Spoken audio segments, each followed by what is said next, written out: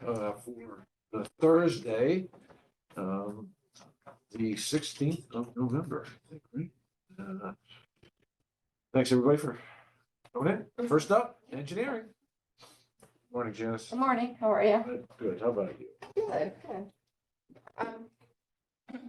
So I know mine's big, because I get big projects, but a lot of it, the good news is a lot of it is state funded as well, so, you know, the first three items, two of which are for this fiscal year, Twin Bridge Road replacement. We have the fortune of having a, state, funded project there. And the nice thing with Twin Bridge Road replacements is in the past, as you recall, we used to have to do 80-20% and also be responsible for the design in terms of getting a consultant on board and all that. Under this program, based on all the funding they've gotten from the feds, the state is actually handling everything and paying 100% of the project. So we have no local match, which is great.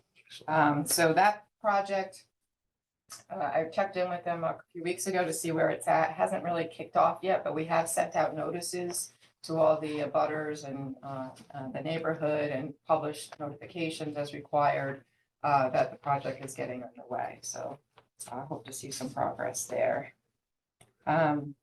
Goose Lane is for next year, but we are, that's a lot SIP funded project. And so we are responsible for the design, and that's been underway.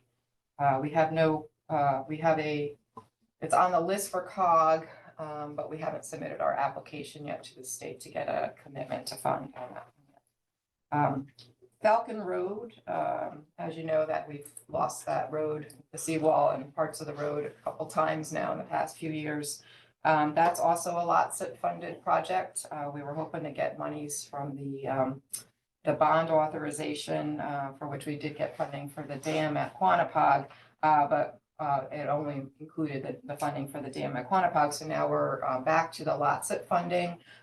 We should be submitting our application to the COG and to the state any day now. Our consultant's working on that to hopefully fast track that one, hopefully through lot SIP, since the road is already damaged from last year's storm around Christmas time. And we have been paying for the design on that project. That's the responsibility of the town. Skip over to sidewalks, which is going up a bit. As you know, we've been asking for $50,000 a year for our maintenance and repairs of sidewalks and handicap ramps. I had come to the board a few months back regarding our ADA transition plan, which was a requirement that we have in place, which included an inventory of all our sidewalks and handicap ramps in town and a rating of them. And based on what we got out of that process, which was part of the Safe Streets plan, we were able to develop the ADA transition plan and identify work to be done. We recently put out the bid for our on-call contractor for this type of work, and their prices clearly went up from our previous bid. And so in an effort to smooth our transition to where I think the funding needs to be on this, I'm asking for an increase of $10,000 this coming fiscal year to $60,000. But you see in future years, we're probably going to have to jump up even more because some of the unit prices in the on-call bid list, their increases range anywhere from 20% increase to 70% increase on the per unit basis for the costs. And we'll continue to evaluate those costs against what we're, targeted to try and improve going forward for next year's funding. But I wanted to indicate that there will be an increase, and we'll better hone in next year as to what that really needs to be. Road improvements, we're holding steady right now at 500,000. We've been, since I got here 5 years ago, I've been asking for this funding because we really didn't have a fund that was general for road improvements, for paving, or any improvements needed on the roads. We tended to do the chip sealing program and then just budget for road construction projects on an individual road by road basis, which kind of limited our ability to flex and change, and to address some of the needs that really are out there. We're working with Public Works, identifying roads that need repaving, moving a little away from the just chip sealing program because it's not really well received by the communities any longer. Also, probably not a good application for some of our roads, even though it was used on all of our roads in the past. So we've been utilizing this and going forward with a paving program each year, working with Public Works to identify priorities for paving, and want to continue that going forward. And we'll assess that better. Hopefully next year, we're also looking to update our pavement management system in town that has kind of been defunct since I gotten here because the program was missing when I got here. So we're gonna probably, it was more than, I would say it's definitely more than 10 years old, maybe even 15 years old when they did the road assessments, and you're technically supposed to do assessments of your road conditions every 10 years. So we're looking to work with Public Works to get a new system in place to track all this and then do the actual assessments and get it into the system so that then the system will tell us really where our priorities are going to need to be, and it'll also project our funding needs to be able to achieve, a certain rate of, serviceable roads in town.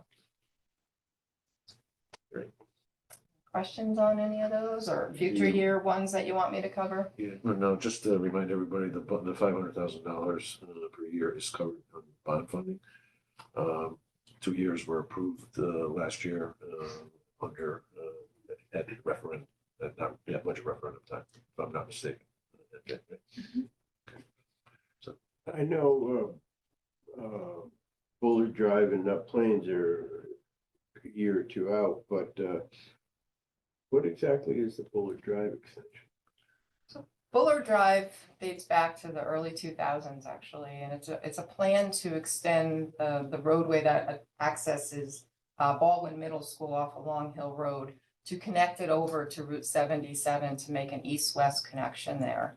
I think at the time, Okay, that's a bridge. yeah, it has a bridge because it crosses the West River. It's almost a placeholder at this point. Yeah, it's. No, I think it should be in there because I Yeah. do think we need that really east-west. We do. It's a very, your next especially one with is public works. Stepstone and Route 80, and in between that whole distance, there's no east-west connection. So there's a benefit to the community, emergency services, busing, all that. And if you recall, there was an idea to build another middle school there, so that would obviously require a road extension. Plains going to connect to 77. So Nut Plains is, Is west.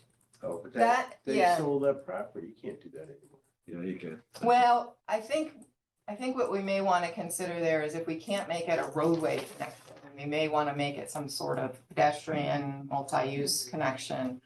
Because of the fact that you are impacting private property there and there's a significant amount of wetland impacts there, but Right. we And they don't just want to, sold, you know. we don't want to say never until we start really looking at No, it. more again, I closely. think it's a logical thing that I remember years ago, it was Yeah. part of an overall plan. But then it was a wetlands and then the Mhm. property got sold in between. there, too. Right. So it's a placeholder. You see it shifting every year. Well, and I So think it there's ought to really- be. Yeah. So some of these you'll see maybe shift another year out until we can really get our hands around how we're gonna achieve the project. Did there used to be, I'm sorry, did there used to be an entry for Nut Plains Road? Or is that, we're gonna redo Nut Plains, or is that? Nut Plains Road was already funded, so it was many years ago before I was here. Okay, I think there's still a balance there to do what is it's a local road, but there's the local road and then there's the collector road. So the collector road is gonna be rebuilt next year. That's being utilizing lots of funding. We just have bids received in September for that project. We just got additional funding from the state because the bids were almost $1 million higher than the estimate. And so we're about ready to award that project once all the paperwork is in place. To start construction on the section from Goose Lane to North Madison Road. Yeah. Which includes reconstructing the intersection of Nut Plains and Goose Lane. And then there was funding in place already for Nut Plains, and that was for some work to be done on the other section of Nut Plains from State to Goose Lane. And that would likely be just some repaving. Okay. So, sorry, full disclosure, I lived there. Yeah. The neighbors keep asking me, they keep saying, we saw a plan, all these drains were gonna go in. Yes, that's the plan, that there's about 40 new catch basins being put in. Yeah. Thousands of feet of new piping having to be put in, because that road is, has no drainage on it, and It that's leaks. part, yeah. That's part of the problem of why the pavement's in such poor condition. So that project's gonna be under construction, come springtime. Great. Finally. Yeah, finally. Glacial pace of movement. And the last As fate would have it, questions from Valerie. I had a gentleman in my office on Tuesday who actually owns the parcel of property that is between Nut Plains West and 77. And ironically, he was in asking for updates on the basketball courts and was brought up the idea that he would be willing to donate to the town a portion of land that would be on the southern part of his property, which would allow for the connection to That's the great. west and also create storage for the emergency services folks. And when I mentioned to him that we were no longer going to take the basketball courts out of there, he said, "Oh well, it was a good idea." But I think he was looking for a donation in kind against the tax credit on his personal property taxes. So Gary McKelney will be giving him a call. I know a group of. I'd be happy to look at it with them just to see what's really usable land there, but it would be great. On the road improvement line, the 500,000, I understand the logic of that, but you were talking about working with Public Works and updating the program. Is that part of the 500,000 or? No, that's the 500,000 is actually used for road improvements. Yes, the actual road improvements. And I think DPW is asking for his program. Yeah, he's asking for the system in his budget that would allow for us to also do the. That's why I was trying to figure out the difference. Yeah, we've coordinated a bit on that, so, but this request has been in place since I started as town engineer. Janice, you explained Falcon Road, but I was fooling around with my computer and I get questions about that. I do not live on Falcon Road. So do you mind just saying it again? Sure, so Falcon Road, this is the section adjacent to the beach that Sachem Site Association owns and their tennis courts. And there's a seawall there that holds up the road. And it's an old rubble seawall that's been damaged at least 3 times now, maybe more, over the past several years. And right now it's damaged. It got damaged just December 23rd last year from out of the blue storm that we had just before Christmas. And so it's very susceptible to damage because the wall is an old rubble wall that was built where it used to be an open cove, Bloody Cove. And so that project has been under design, which we funded here a number of years ago. During COVID, I remember, I think we got that on board to get under design. And we had identified lot SIP as a funding source at that time. And then in the meantime, we thought we were going to get funding from the state directly as a bond authorization, but that didn't come through. It went through only for the dam. So now we're back to applying for the lot SIP funding. We didn't lose any time necessarily because it takes a long time to not only design, but also get permits. We've been working our way through permitting at DEEP, and we finally got our DEEP permits like within the last few months for that project. And so now our consultant is doing final design for construction documents as we speak, and we're trying to fast track this funding through LOTSA program to construct that as soon as possible. In the meantime, the area is all dug up because I reach out to the utilities when we know we have a major road construction project, and the water company identified the main that they have there, as well as down on Chimney Corners in Prospect, as being very old, and they wanted to replace the main. So right now, if you go down there, the whole area is dug up, and the water company is finishing up their main replacement and tie-overs for services. So, you know, the timing has been fine because they had to get that work done too before we do our road project. Thank you. Yes, no problem. Can you entertain some questions from the gallery? Yes, sir. All right, I was curious about Nut Plains Road, especially. I understand the value of east-west roads in Guilford, and that there's always been a pursuit of that. But I was wondering, it looked like Nut Plains Road didn't have any kind of special funding for LoSiP or the federal government in the documents I got. Does it not qualify for that kind of funding? Can we apply for it and maybe wait a little bit? So Nut Plains Road has 3 sections.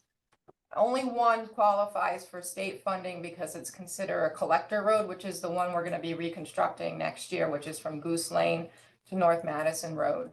The section of Nut Plains that goes from Goose Lane to State Street is considered just a local road. So right now, we don't, we could utilize LoSiP funding, we could utilize town aid for road funding, but we typically don't use that for road construction, or we fund it ourselves. And then the one that's on here now, which is Nut Plains Road West, is the section of Nut Plains that goes from State Street to the east, no, to the west, towards 77. That's a very, it's a dead end road, basically. So that's just also a local road. It's not eligible for any other funding than local funding. Okay, I did take a look at it on a map because I've always been curious, what exactly you want to do. It looked like it might extend through the cemetery if we go through with this, or? No, it's only to extend the dead end road out to 77. So it would bring you to, so that then there's that east-west connection, that all the way from Goose Lane, Nut Plains, all the way to 77. Because Okay, really, again, you only have North Street, and then you have Prospect Hill, but that's a really tiny, tight, hilly road. And then you have Stepstone, which would be your next one. So there's quite a gap there in terms of east-west connections as well. If you look at the maps of Guilford, we have a lot of north-south routes, but very few yep, exactly. substantial east-west connections. Yep. Another question, maybe part comment, for years I've been asking, do we have sort of a schedule for how we pave the roads? And I kind of heard you talking about a system where you'll assess them and maybe get that to be more formal. Is that going to be the end result? You'll have sort of a schedule and you'll say, we do these roads, these years, and maybe it's Yes. a 10 rotating schedule. Okay. Yeah, really. Yeah, That makes sense. it's a software system, and it starts off first with someone physically. Well, now they have technology that they just drive a car in it, and the technology does the condition assessment of the road.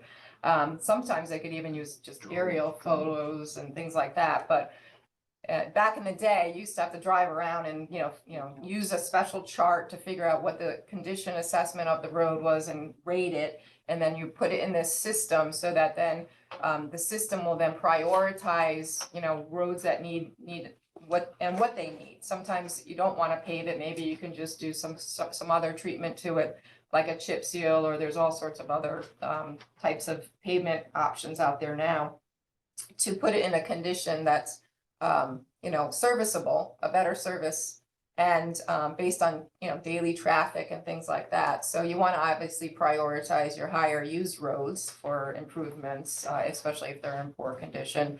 And then you look at your more local roads, lower used roads, and then what's the appropriate use, surface treatment to be done to it, or does it need to be totally reconstructed? Those types of things are also considered in the condition assessment.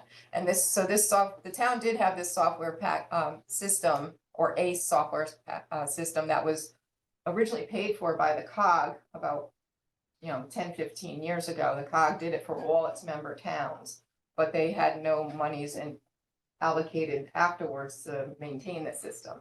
So it's kind of obsoleted out, and then what's changing, and staff and stuff in my office, things weren't there when I got there because we couldn't find it. So yeah, talking with Dave, we want to get a system back up and running, so it does help us prioritize what needs to be done on which roads, as well as usually helps you with costs, so that it helps you budget into the future.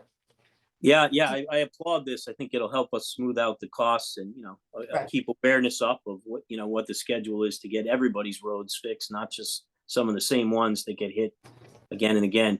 I guess I got just one more question. You noted that there wasn't a commitment for, I think, the LoSiP projects for Goose and Falcon. If they don't commit to us, is it possible that we would put that off then and wait and just see if they finally do commit? No, so it's just a matter of process. The way it works with LOTSIP through the COG has a, bucket of money every year that's allocated for LOTSIP programs. And each member town can propose a project, and ours have been on their lists for, different funding years. Our COG unfortunately hasn't been able to really spend all the money they get every year, which is a good thing in terms of, I have a strong likelihood that these projects will be funded. It's just a matter of, we have to get them along to a level of design to be able to fill out the application to the state for them to give us that commitment to fund letter. So we're in process and working on that. The Falcon Road application I expect to have within the next several weeks to submit to the state and expect a commitment to fund.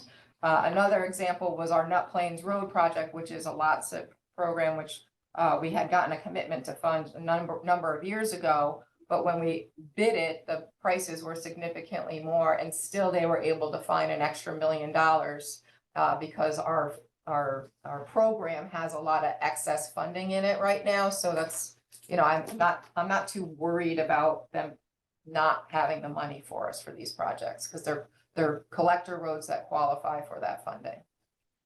Okay, so Currently there's $68 million that has been allocated to the South Central Regional Council of Governments for these kind of projects. That is in arrears. It's sitting there. It's sitting there. Yeah. And the leadership at COG has been begging and coercing us, the 15 municipalities, to get projects to the table. In fact, Janice and I were talking with the deputy director just the other night at the Route 146 management plan readout, and she's urging us to put in every plan that we have, the potential plan that we have that fits under the LOTSIP regulations. So we will be submitting several of them. all right. Well, you do know how I hate when money sits around and collects dust instead of going to work for the taxpayer. So that's good news to get the application. And there's another concern at the COG, is that the longer it sits there, the more likely the Department of Transportation will come and sweep it back and distribute it to other COGs. So there's an urgency to getting these into the pipeline and approved by the Council of Governments. And at this point, this is one of the there's a placeholder in COG right now for this funds. Yeah, These yes, funds, these two projects already have a placeholder at the COG level, which is basically approval. Yeah, basically approval. It's just we don't have the commitment to fund from the state yet. Okay, but getting into the details, it does sound pretty likely that we'll get the funding. Yeah. Yep. All right, thank you. Janice, are there any, speaking of placeholder kind of projects, is there anything else in the 5-year time frame that's substantial that you have on your sort of wish list? Well, yeah, so we are moving forward with preliminary concept designs for Long Hill Road and North Madison Road. Those would qualify for lots of funding as well. I didn't include them because I don't have any estimates, so I don't want to, take a guess at this point. So that we're just getting underway we had just selected consultants to work on those projects, getting underway to get them rolling on those. So those will be future LOTSIP funded projects likely. We had submitted for a connectivity grant for the sidewalk extension on Route 1. We didn't get funded for that this round, but we're hopeful to get funded next round, which is spring of 2024, if not find another funding source for it. But that would be 100% construction dollars. It's similar to Boston Street sidewalk extension. We would do local design, just have to get survey outsourced and kind of handle it that way. So yeah, I think there's a few outliers, but not exactly know what they're going to be yet. So yeah. So those outliers are within probably 5 years, but not within a year or two. Right, except for the sidewalk project. That could, if we get funded next year, we could be doing that one, but the other ones would be more than a year or two.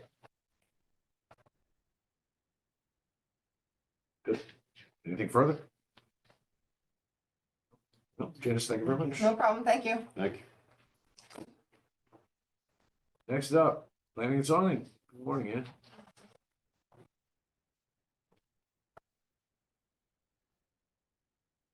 Everyone, have you met Ann yet? Good morning. Good morning. Bob Hartman on, How do you do? on the Board of Finance for us? Yeah, big, Hi. and- Nice to meet you all. I have 4 items on our budget list. All of these are inherited projects. And I will be honest and say in 2 months, I haven't been able to make a lot of headway. So we're just moving ahead with what we have on the books right now. The first project is the Town Center South revamp, which is essentially a master planning project to look at the area from the green to the waterfront, address issues related to infrastructure, sea level rise, and other planning considerations moving forward. I just carried the budget over on that project from the previous year. The second one is the Route 1 Commercial Corridor Master Plan. This would be a planning study that essentially looks at the effect of the new zoning regulations in terms of spatial considerations and also additional study of economics, possible growth projections, and how the zoning ordinance relates to the physical infrastructure, the experience of the Route 1 corridor, and also because we got some feedback in passing the new zoning ordinance, concern about what that corridor will look over time. There was a lot of feedback where people were like, we don't want this to look like Branford. So this Never study, heard that before. yeah. This study would be essentially to look at the actual cross-sectional details of what Route 1 should look like or could look like under different scenarios. So before we had Post Road West, Post Road. Now we're just going to look at it from Madison to Branford. and Yeah, as a- essentially, as a, I think that's it's a a good block idea. space. Yeah. Full Yeah. corridor study. The Plan of Conservation and Development is required by state statute to be updated every 10 years. I did request additional funding of, I believe, an additional 50,000 for this plan. I felt like the budget was a little low, having just gone through selection for a similar plan in New Haven, where the budget was 4 times Guilford's amount. I was like, I know what consultants can do, and the budget was a bit low. Anyways, this is a priority to get kicked off. It's due in 2025 to the state. This is essentially the document that guides or should guide all development in the next 10 years.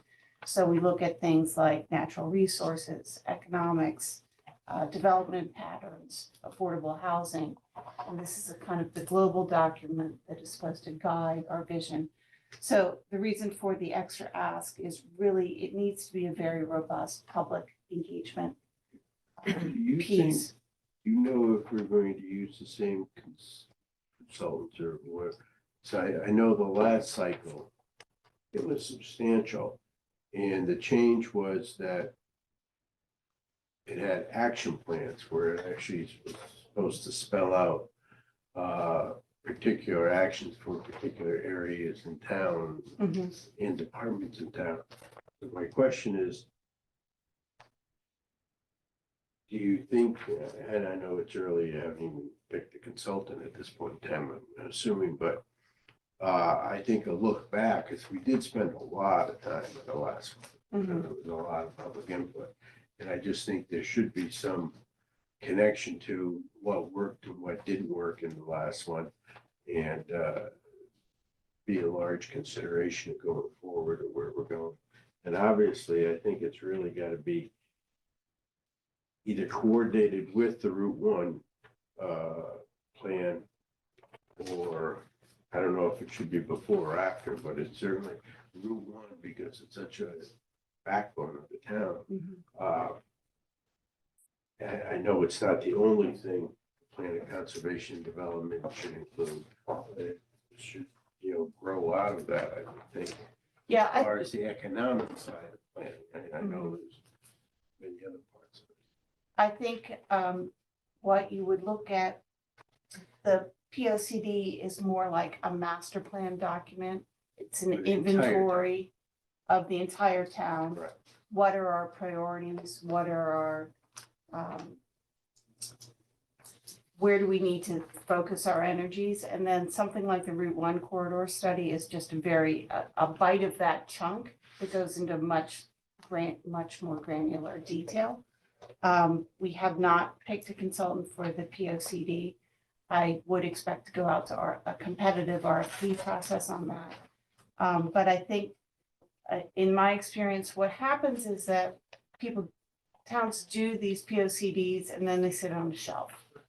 So there needs to be a way of breaking down the metrics so that we have actionable items that can be funded and kind of metrics so that we can show the public what's our plan for the next 10 years. So that would be. That's what I was Yeah. trying to say, because that was a big part of the last one, were these action items that were supposed to come out of the plan and very specific actions, both on the town side and the citizen side. Mhm. And I'd love to see a future plan of, what did we say we were going to do? What did we How far did we accomplish? get? Are they still credible? And should we move them forward or should we change them? So. Yeah, I would agree with you that some type of postmortem is in order. But I also think That's that an interesting word. going forward, being very detailed about what actions should be, making very broad statements about the town Right. should do X, but then if there's no authority given to certain departments to do X or directives to do so, or even funding to do so, it really just ends up being a plan on the shelf. All right, Yeah. that's my concern with that. Question.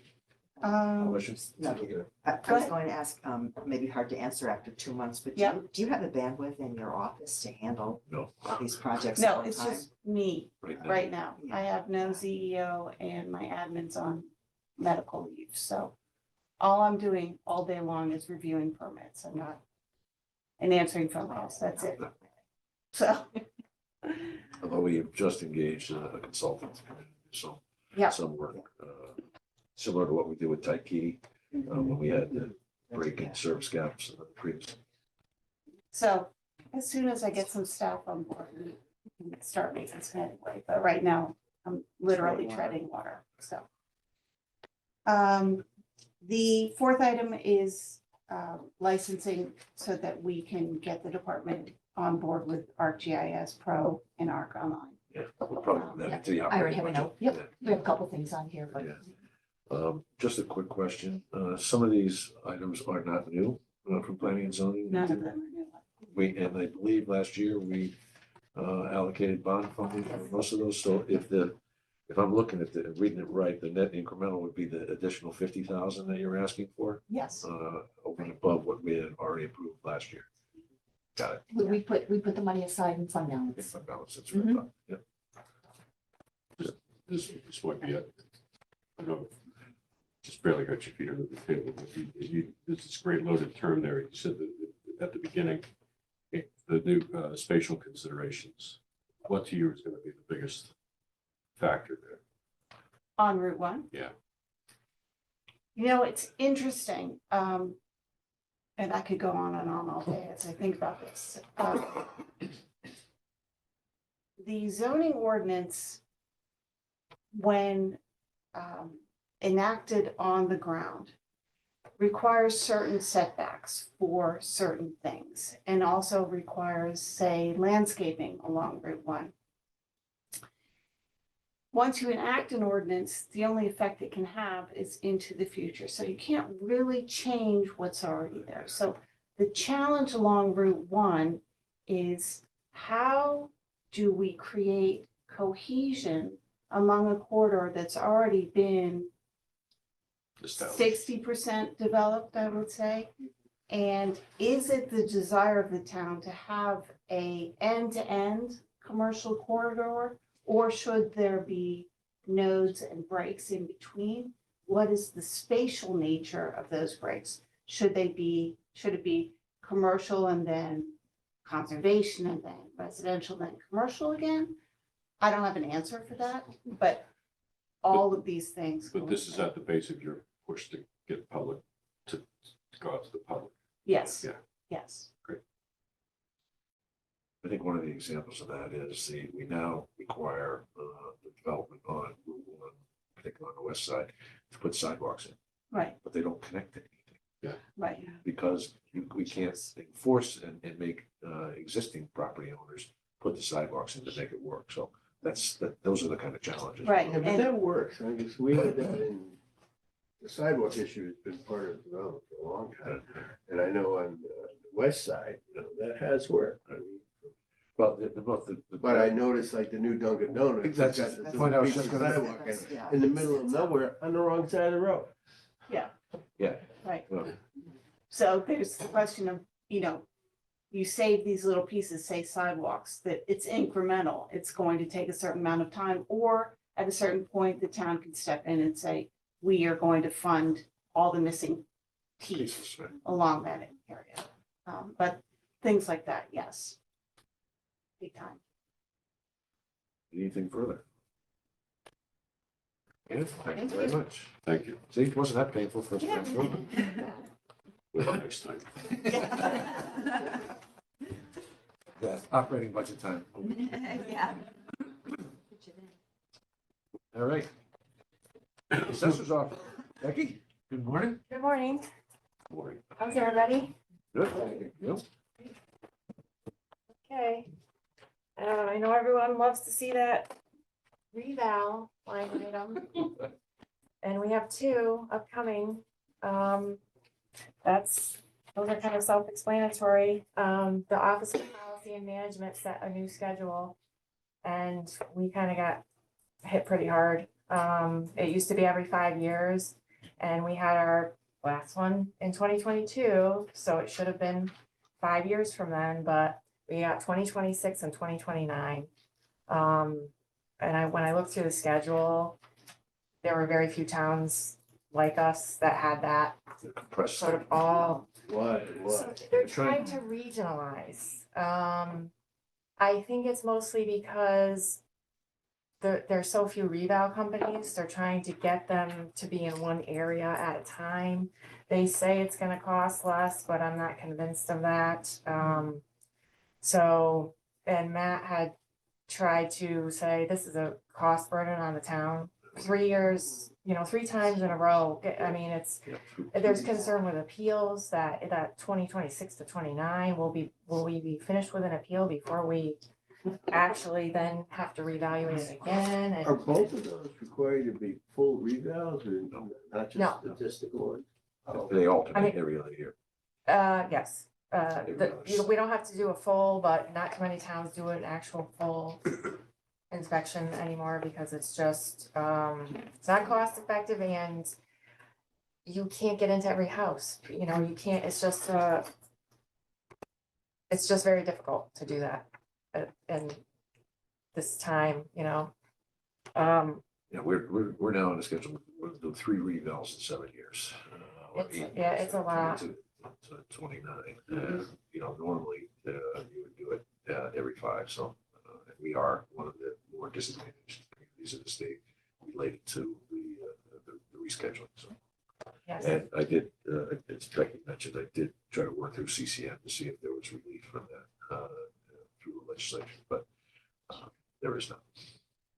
and if we don't do it, poor Janice will lose half of her LoCIP funding, so that affects that. If you actually don't do it and don't implement the reval, you lose 50% of that and the Mohegan fund. I don't know if we use that, but so there's It's kind not a of, lot of money there in Pequot Fund, but nonetheless, we don't want to lose any Guess we got Correct. someone to say We were setting aside X numbers of dollars.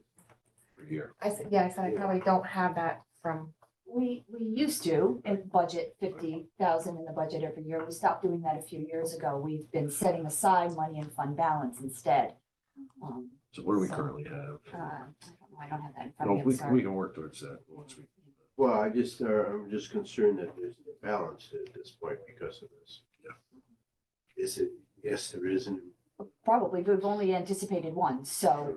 yeah, I don't. But we have a couple years, we have a couple years to do that. To spread it out. You know, over the next couple of years to add more from the surplus into reval if needed. So we'll be looking at that. So they kind of smooth it out. Yeah, so we'll be looking at that during our work, you know, get into the Workshops. details. When you say regionalization, is it by county or is it by shoreline or geographics?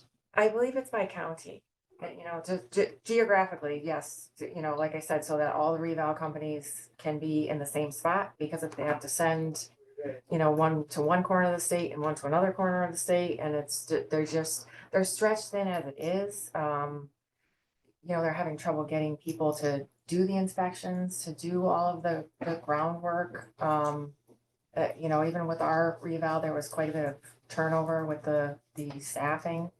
And it doesn't, I don't know that that's gonna improve, even if they regionalize.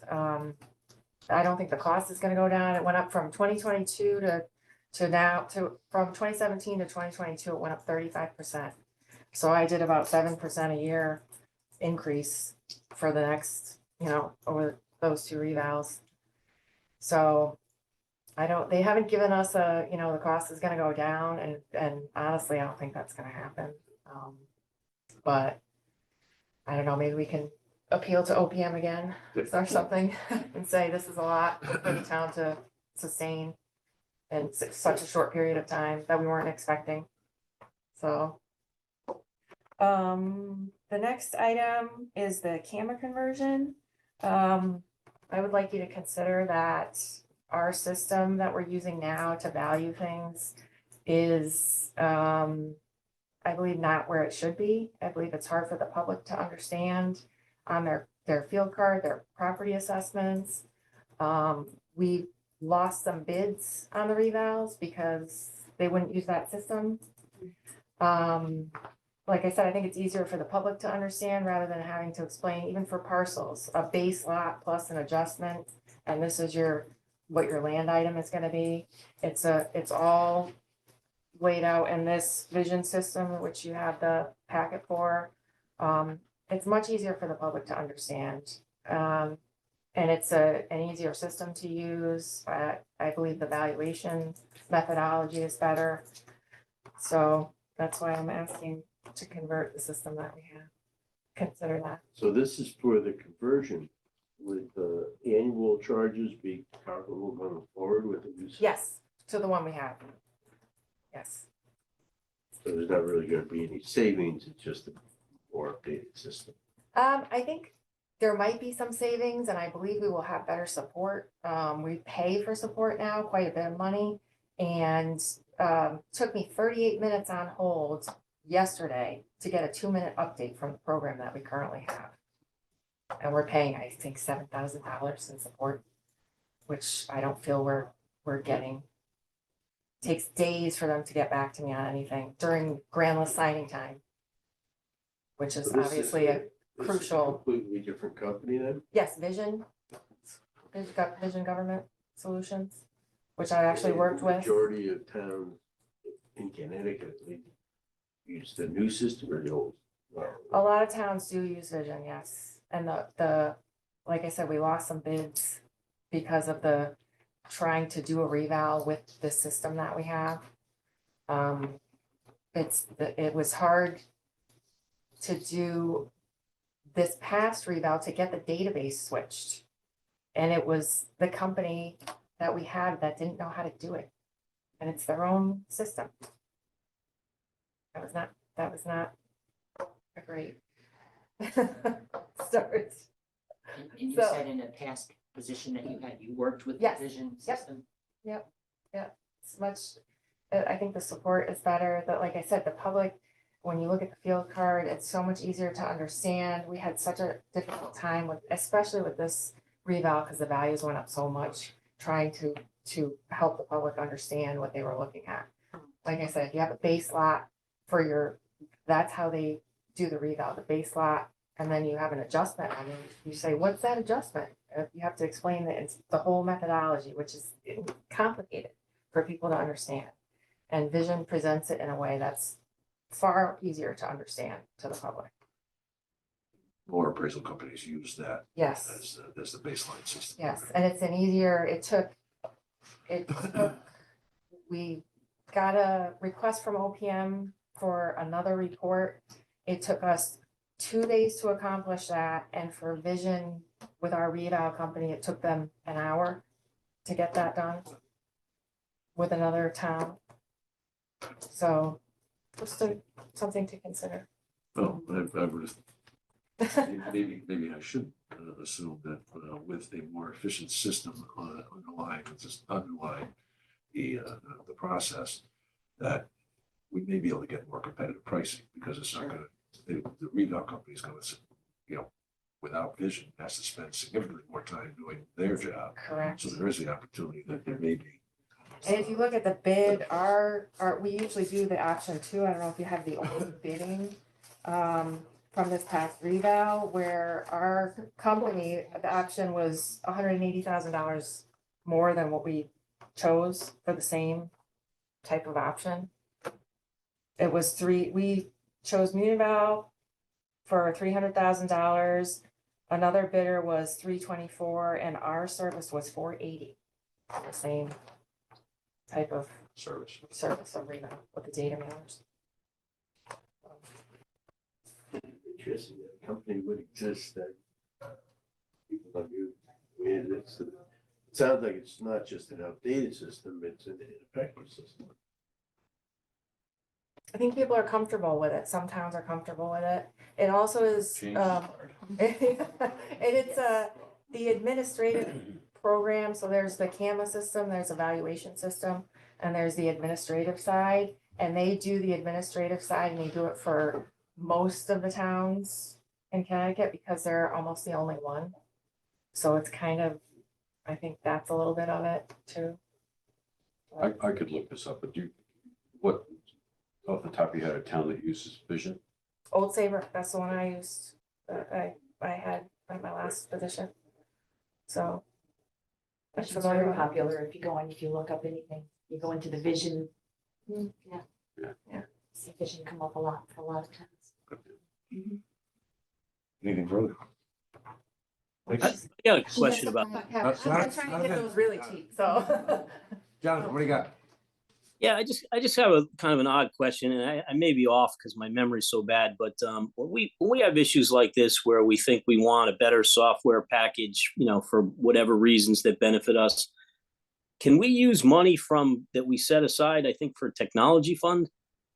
Yes, we could.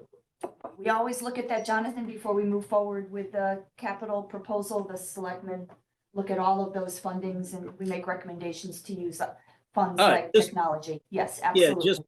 just Good point, throwing that Jonathan.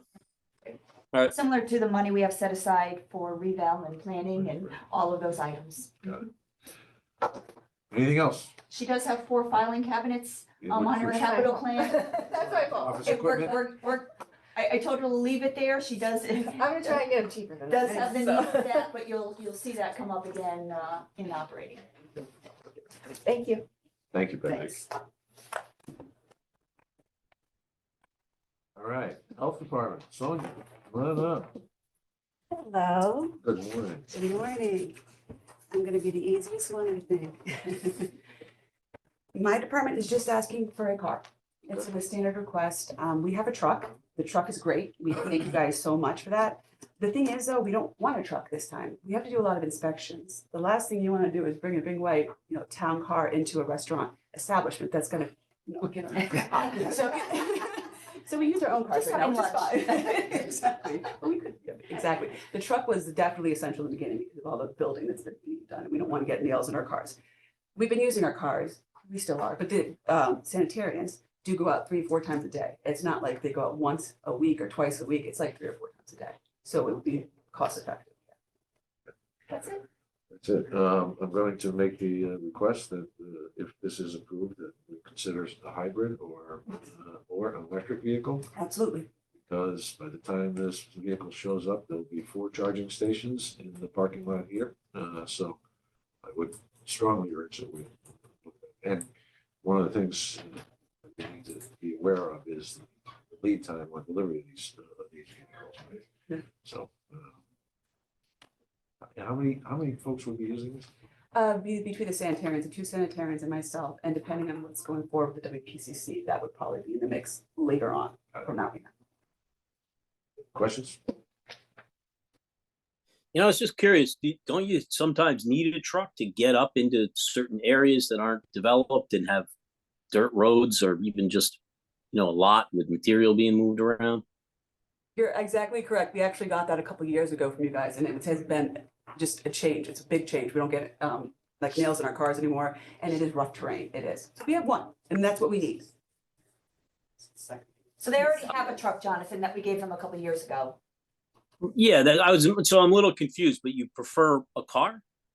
Yes, because we do inspections. So when we go up into a parking lot, say a salon, a pool, the last thing we want them to do is see a big white, Guilford truck, because it gives them the tip off to clean up their restaurants, which these inspections are supposed to be surprise. Oh, I see. A little bit of like a covert factor. You got it. Here we are. We want to see how things are really running when you're not prepared. And also, there's a pretty significant price differential between the truck. You can't buy a Ford 150 for 12 grand anymore, like when youngsters. But the plan would be really though to maintain a car and the truck going forward, not replace it. Yes, Yeah. yes, the 2. Okay, and then a little question about the electric cars. I'm not too familiar what the town gets for pricing or subsidies, but do you consider the cost compared to like just the typical gasoline engine, and which one's going to cost the town more? We do, but we have made a commitment to getting greener with our fleet wherever possible. And at this point, that's the current administration's viewpoint on it. And I think it's shared by the board. Local. I mean, it's strictly a local vehicle. It just makes no sense. It's kind of in compliance with what the state is going. I mean, Right, well, for those who are unfamiliar, the state has signed on to the same climate plan that California has, which means you won't be able to buy a gas-powered vehicle after 2035. It is a long time from now, but doesn't mean we can't make impacts between now and then. Anything further? No, that's it. Thank Thank you. Oh. Thanks, Sonia. You're welcome. Okay, Kevin, come on up, Natural Resources.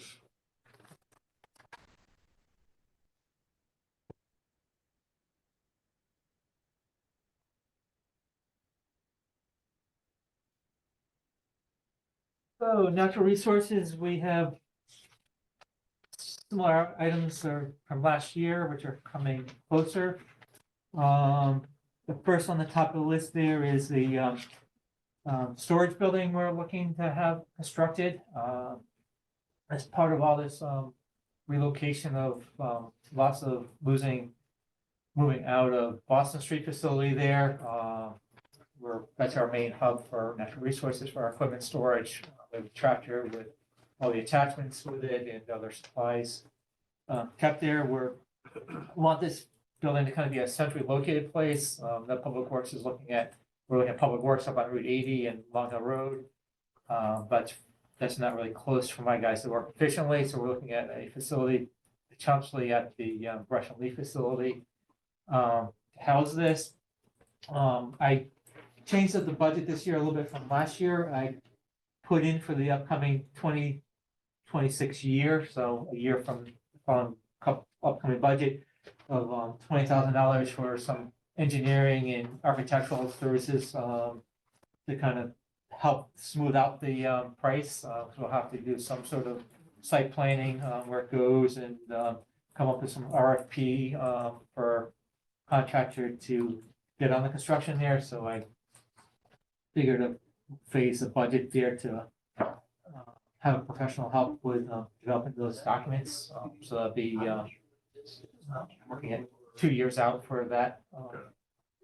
Actually, almost a year out for the 25 budget, I think starts this coming July, correct? Is that how it works? Yeah, so things come up. We're things are working coming- with 3 budgets this month, so. So things come up quicker than you expected, so it's sort of Yeah. pushed off, like I said, 2026 of the year to start looking at that proposals for that piece there. Kevin, just a quick question on that. You know, the new potential public works location up on, you indicate doesn't really work well for you folks. This is on the far eastern extreme of town, but is that where more of the trails and so forth? Yeah, our major, Closer on that side? yeah, our major hub and activity for natural resources is, our big piece is the East River Preserve, where the big field there where activity happens, and then up the road from there is Timberlands, which is our second largest piece there. They're both over 500 acres, 600 acres. So about 1,100, 1,200 acres within this one stretch there. Looking at guys meeting me in the office at 8:30, going up to get equipment and stuff like that, and going out to do work, you basically lost an hour of the day, plus the afternoon with them dropping the equipment off and then coming back down to check in. You get another half hour lost in the day there. So it's efficiencies we're looking at in terms of timing of employees and stuff there. Okay. And there's a potential, I talked with Dave, I mentioned last year about seeing if he'd be interested in an extra bay or something for his equipment there. He indicated rather doesn't know if he needs a loader, when he needs it for emergencies and stuff, so he'd rather not have shared with him there, because he doesn't see a need for it there. But Janice indicated potential for their attendant at the facility, maybe an office or something like that into a more Something better than the substantial shack. building than the shed that's there for them. Okay. So I'm trying to see what other departments can help, are interested in that use there. Got Next follows up with the discussion we've had regarding vehicles, looking at replacing the Ford Ranger that I had. It's a 2008 model. We bought it a couple of years after that date. We sat on the lot for a couple of years before we ended up getting it as a used vehicle there. The vehicle went into the garage last really late winter or something like that, and they almost didn't let me take it back out of the garage. That's surprisingly. Let me pull it back out of the garage. There's the bed's almost ready to fall off the back end. The truck looks good, but the bed is being held on by 2 screws on the upper portion of it there. The leaf springs in the back are almost rusted out. So the thing's in desperate need of replacement sooner than later. Hoping to limit to How this old next is it? budget year, 2008. Oh, you 2008. just said that, I'm so sorry. The unfortunate thing about it is there's only 58,000 miles on it. But it's the salt and everything else, that's getting underneath of it there. There are issues with the frame as well, as I understand, right now. Yeah, that's what Is you're there a saying. need to go to a full-size truck versus the smaller truck? I'm actually looking, if you look at the package I sent, I looked at, kind of glanced at the Lightning over at Hammonasset, the battery powered one. It's a full-size truck, but has a short bed with 4-door. It's a longer truck, and maneuverability and stuff. I'm not sure if that really, for all the stuff we do, is a good benefit for me. So I'm also starting looking into hybrid and the Jeep Cherokee hybrid. It's it's Jeep Cherokee E, I think it's called. It has roughly a 25-mile battery power on it. And I understand, and then it goes into gasoline as you need it there. I understand with batteries, sometimes that's just probably with all your AC off and heat off, you get that maximum number there, but No, I was you just do have for thinking local more- driving here would help out, as Matt said, help improve the air quality and our greenness here. My question was more full-size, F-150 is a full-size truck versus small. They haven't produced the Ranger or anything like that into a battery powered vehicle. My understanding they have the Maverick, but the Maverick is, I call it a city pickup truck. It's not heavy duty. It's a put a couple little things from the hardware store in the back and drive home with type of pickup truck. I don't think it has the strength like the Ranger I have and that F-150s and stuff like that. I did look at a smaller pickup truck, which is the what's that name? Everon? But they're more of a luxury pickup truck. Rivian. And they're more of a luxury pickup truck. They're more of a luxury pickup truck. They're running about another 10 to 15,000. They're looking at another 10 to 15,000 over the F-150 price, but they're a smaller compact truck. So if Ford had one of that size, I would be happy, but this is not. Yeah, on board back, we have this in at 55,000. Yeah, this is It's for been one truck? For prior years, it's been at 55. Right, yeah, they have they have 84 in that one right now. Yeah. Yeah. And I have, part of that, and part of that price actually calls, is, I think I have $2,000 or so in for that for, warning lights. Got it. So anything I get is gonna have, additional funding for warning lights on it. So what do you have for vehicles now, including the one that's on its left? So Natural Resources has the Ranger and the F-350. Ranger's the one that's dying. The Ranger's the one that's, unfortunately rusting out from the underneath that one. 350 is only a couple years old. 350 is only a couple of years old. It's utilized by my land stewards there. It's good piece of our fleet there, especially now with the tractor we have and transporting that around equipment there. So they use. How that old is the other days a truck? week there? I said if there's something that I need to pick up, if I get a SUV type vehicle, I can always, if I need to grab something, the days I don't have it, I always can You've got one. potentially use that truck there. So we're That I'm makes sense. trying to look at the options.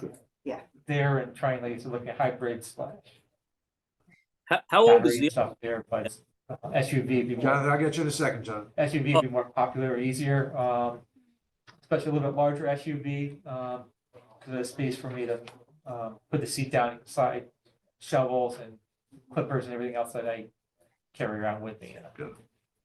for the basis there. Jonathan? yeah, I was curious, how old is the other truck? You said the F-350 is about 2-3 years old. How old is the Ranger? Is the other one? The Ranger's a 2008 model. The 350, I think, is a 2018. I'm not sure. Somewhere around there. I have to check that one up, but it's, it might be earlier, later than that, but it's And the 2008 is the one you want to replace. That's correct. Yep. miles though. Wow. Yeah, Okay. unfortunately, the engine's good, but the, unfortunately here with the soft roads and everything else, and the environment here, it just Okay. getting eaten up underneath there. That's a 15-year-old truck, so Yep. not Yep. surprised. Shows some wear and tear. Yeah, it Public doesn't- Works had on the lift there, I went in for a replacement of the shocks and they basically looked at it and said, we're not touching that. And might not get back on. Okay, we'll move on to aquatic weed control. Aquatic weed control, this is part of our program that we've been doing like Quantapug there. With the weed treatment, this past year, we've been approved by DEP for a different compound, which fluoride. Which is a little bit more expensive, but the preliminary results from this year's treatment, which I just heard the other night, the lake was looking a little bit better than it was with the previous herbicides we were using there. This year, we missed, due to permitting issues, missed our first treatment for one of the plants that we're dealing with, curly pondweed. So if you look at this year's budget for expenses versus what actually was done, we couldn't do the full treatment this year. Because of that weed control, we do have a grant in there, which I need to follow up with the state since I didn't start the program when we wanted to because of the DEP thing. I want to send a letter, see if we can have that cover this next year's, starting in the 24 April period there. So I have a full year for reporting to them, because it's hard to give a report when I can do your year period for the grant, but I can stop at the beginning of the season here with a report for you guys, which I'm gonna send them a letter and see if I can, carry over that funding for, Are we still getting offsetting funds from Choate? yes, we get, I think it's $3,000 from Choate. I need to invoice them for this past summer. So we net it out. It's netted out. We use it in the grant fund, Right. so it's netted out through there. Yep. Not through our budget, but through the grant. Through the grant. Mhm. Okay. Any So- other questions for Kevin? I got a question about this one. I think it was just this last budget cycle. Didn't we already put a substantial amount of money for the aquatic weed treatment for the lake? What, maybe like 225,000? I don't recall. Not that much. I mean, you might be looking at the total year, 5-year budget, I think might be coming out to that No. number there. Last But yeah, year, it's an investment, for, with the plan we had created for Lake Quantico Management Plan.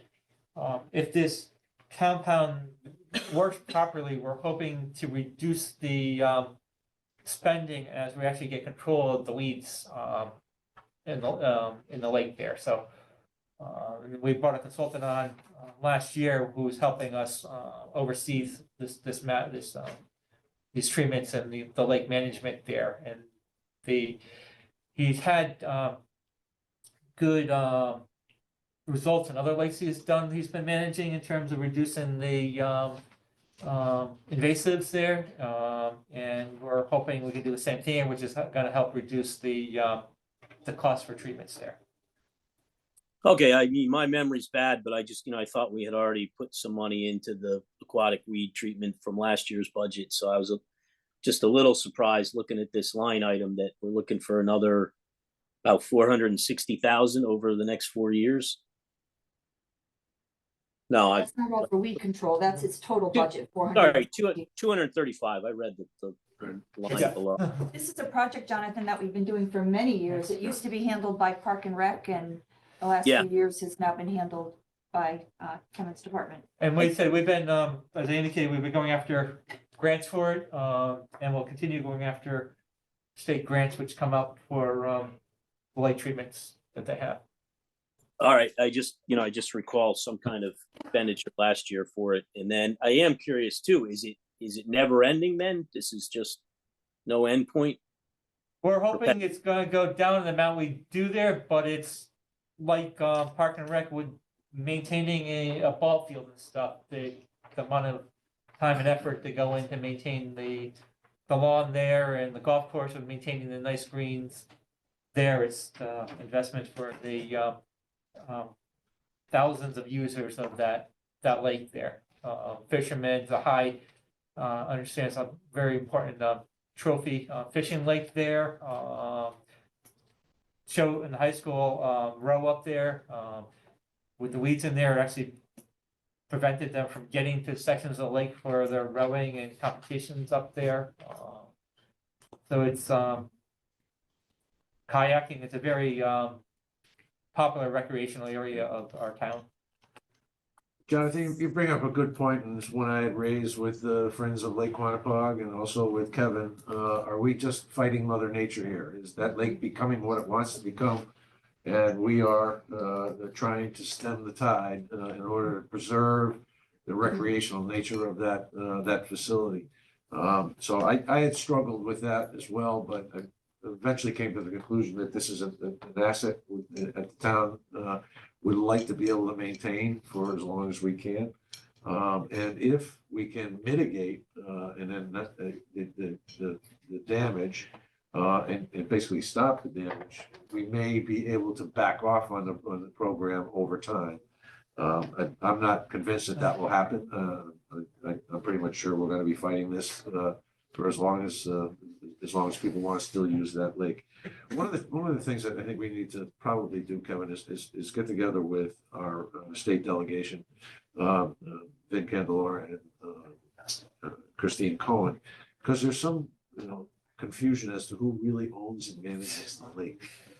There's a state boat launch at the top of that thing, and I've heard anecdotally that the state does own it, or no, they don't own it. So I think we should probably get to the bottom of that, and then if in fact the state does own it, look to get them to perhaps endow, give us a substantial grant to manage this over a longer period of time.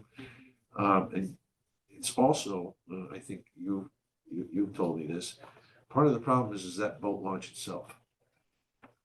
Because if people don't clean the bottom of their boats before they put them into that lake, they're bringing whatever invasives were present at the last place they used their boat and put it into the water. So the state potentially is contributing to this problem because of their state boat launch. So I think why don't you and I tee that up with our state delegation? Oh, definitely. I mean, boats bring in, there's for mostly reason we got some of the invasives in that lake there. And right now, with Lake Quantico subcommittee meeting last Tuesday, and there's discussion that the Connecticut River has, I don't want to say the weed, because I'll probably get it wrong. There's a new invasive in there, which is spread through the river system there. Army Corps and stuff's working with trying to help clean that up.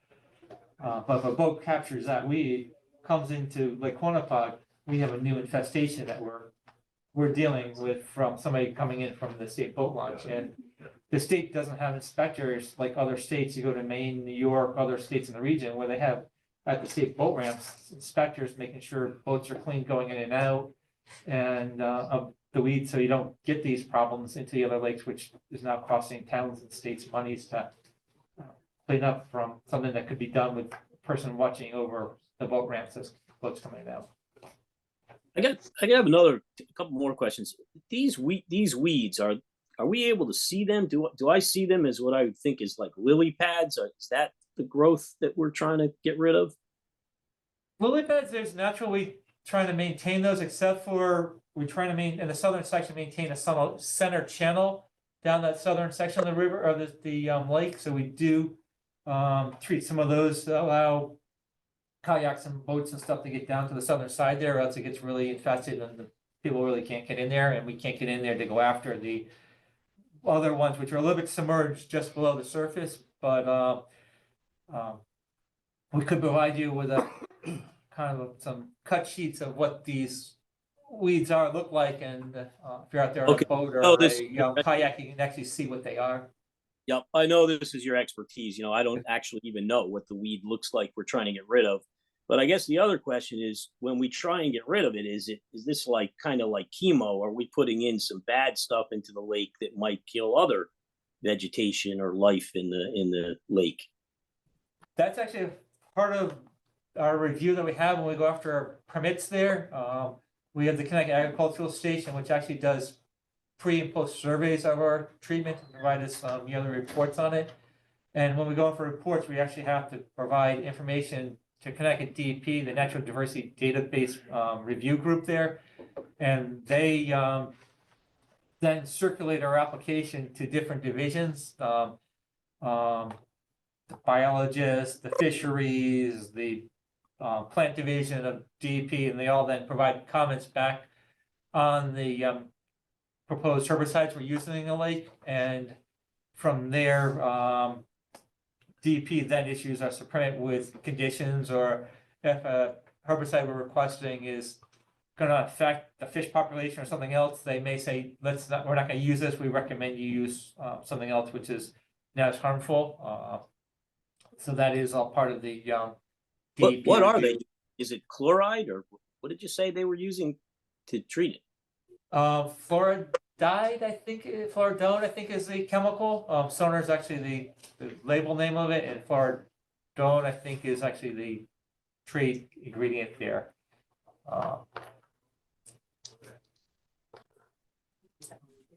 Okay. We can provide you Let's provide you information, and we can provide you with the management report for the lake that we had done and approved last December. Right. Jonathan, suffice to say that there are a significant number of protections that DEEP affords to the natural resources, which is, as the process Kevin just described, it takes months to get a permit from DEEP for this type of activity, this type of work. So, good. Yep. Anything else? Thank you. The building department is actually next. She was an add-in, so. Got it.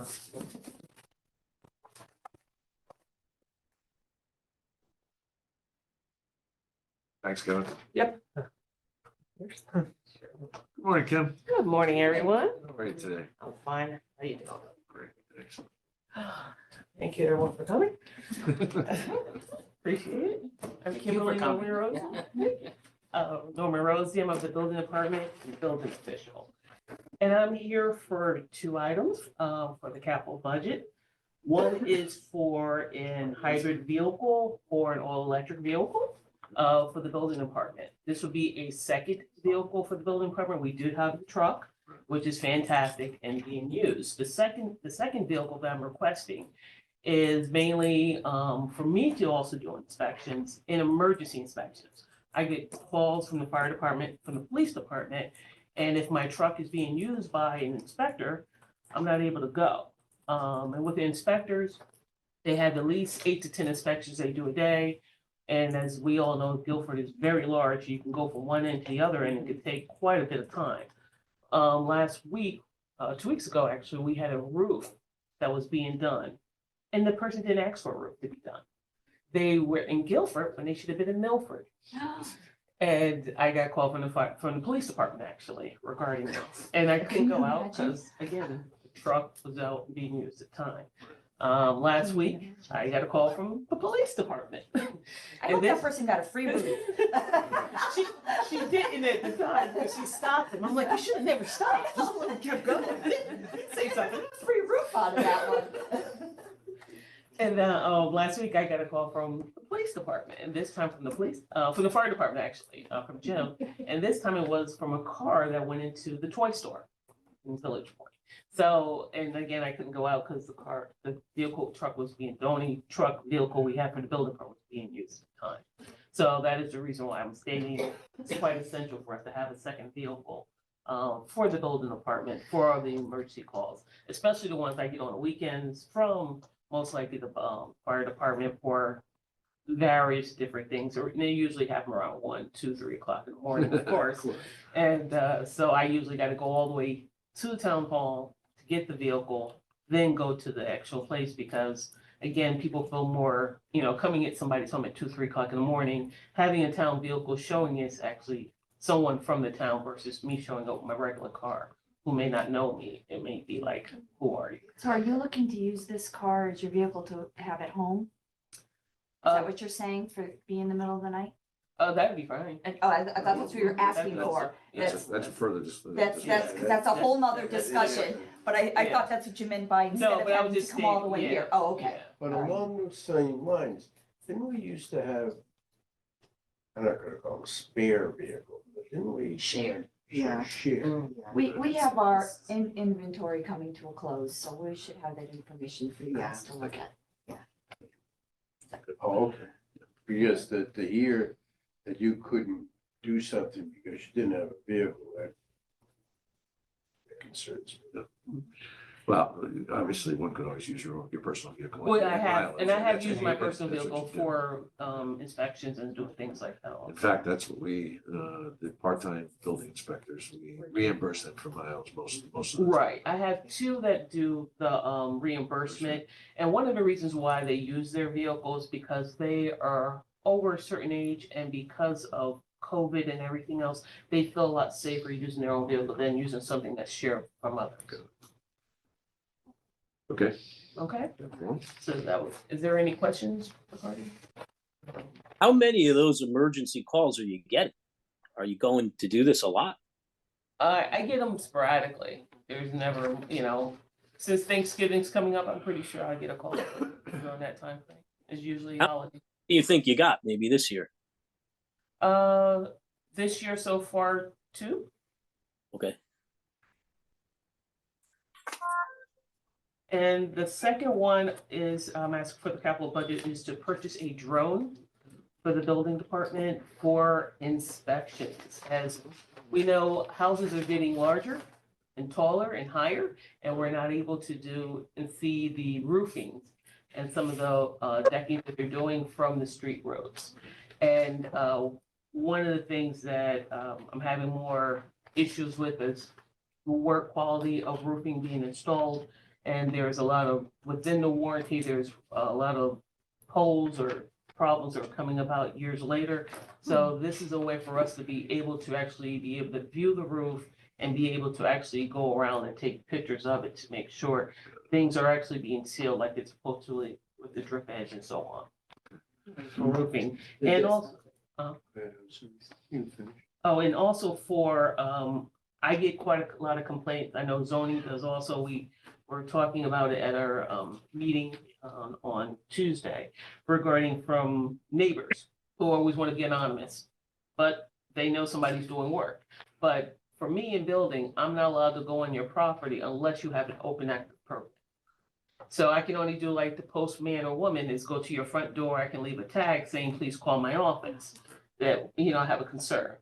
9 times out of 10, they won't call because they pretty know what it is, but I can't go around their backyard to see if they actually are doing the work.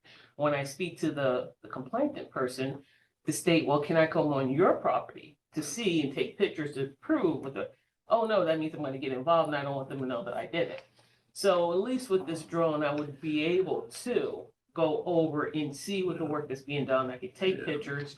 I can actually send a letter, certified letter with the pictures stating that if they don't come into the office, I have to issue a stop work order, and then it can go on from there. So at least it gives more of a reason for them to come into the office to actually comply with the. I'm much more comfortable with the first use of that. I'm not as comfortable with the second use of it because if you can't walk on the property, how can you send a drone onto the property? Right. It's the same thing. So this is probably civil libertarian issues here and privacy issues, but that's something we can talk to Pete about in terms of the usage. But Okay. if it's a tool that can make inspections more effective, Yeah.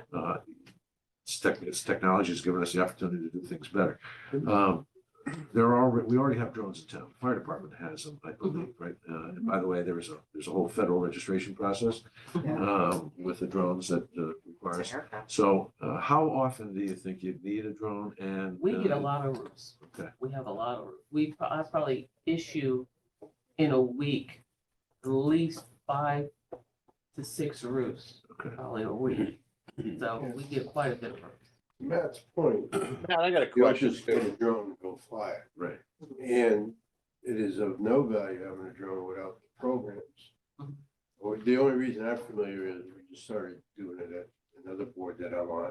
And they are very valuable. I mean, they're doing bridge inspections and things like that. So there's no question. That I was gonna ask about the number. Did you? That was one of the, I spoke to one of the drone companies. That's actually one of the popular ones that some municipalities are using. And they specialize for inspections, for zoning and also building. And that was their pricing for the 30,000 was what he stated. Just for the drone, for the. It was because just the for the- permits and programs. It was for the Training. drone, yeah. Substantial amount of training you have to go through to be able to operate it. Right. So, Yeah. But That I know that Cost for drone one- without the program is of limited value, but that's interesting.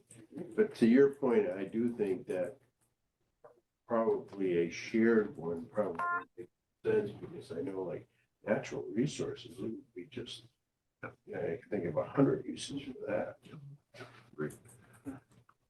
Jonathan, Did- you had- I Matt, just have did- a question also did at I- the end after Matt's That was- stuff is for, done. for one drone only? 30,000 for just one drone? Well, that was the base price that he had mentioned to me. That I would- But that- obviously, of the obviously, consultants. obviously we'll go out. For one though? I would have thought less. For that, we would have to, we would have to. go Bid That's for what I that. think. Yeah. Right. Yep. Lou? Yeah, so I variation on maybe some of the questions already asked, but I'd be interested in how much training is provided, what's required to know how to use one of these things. I had the same sort of privacy questions you already raised, Matt.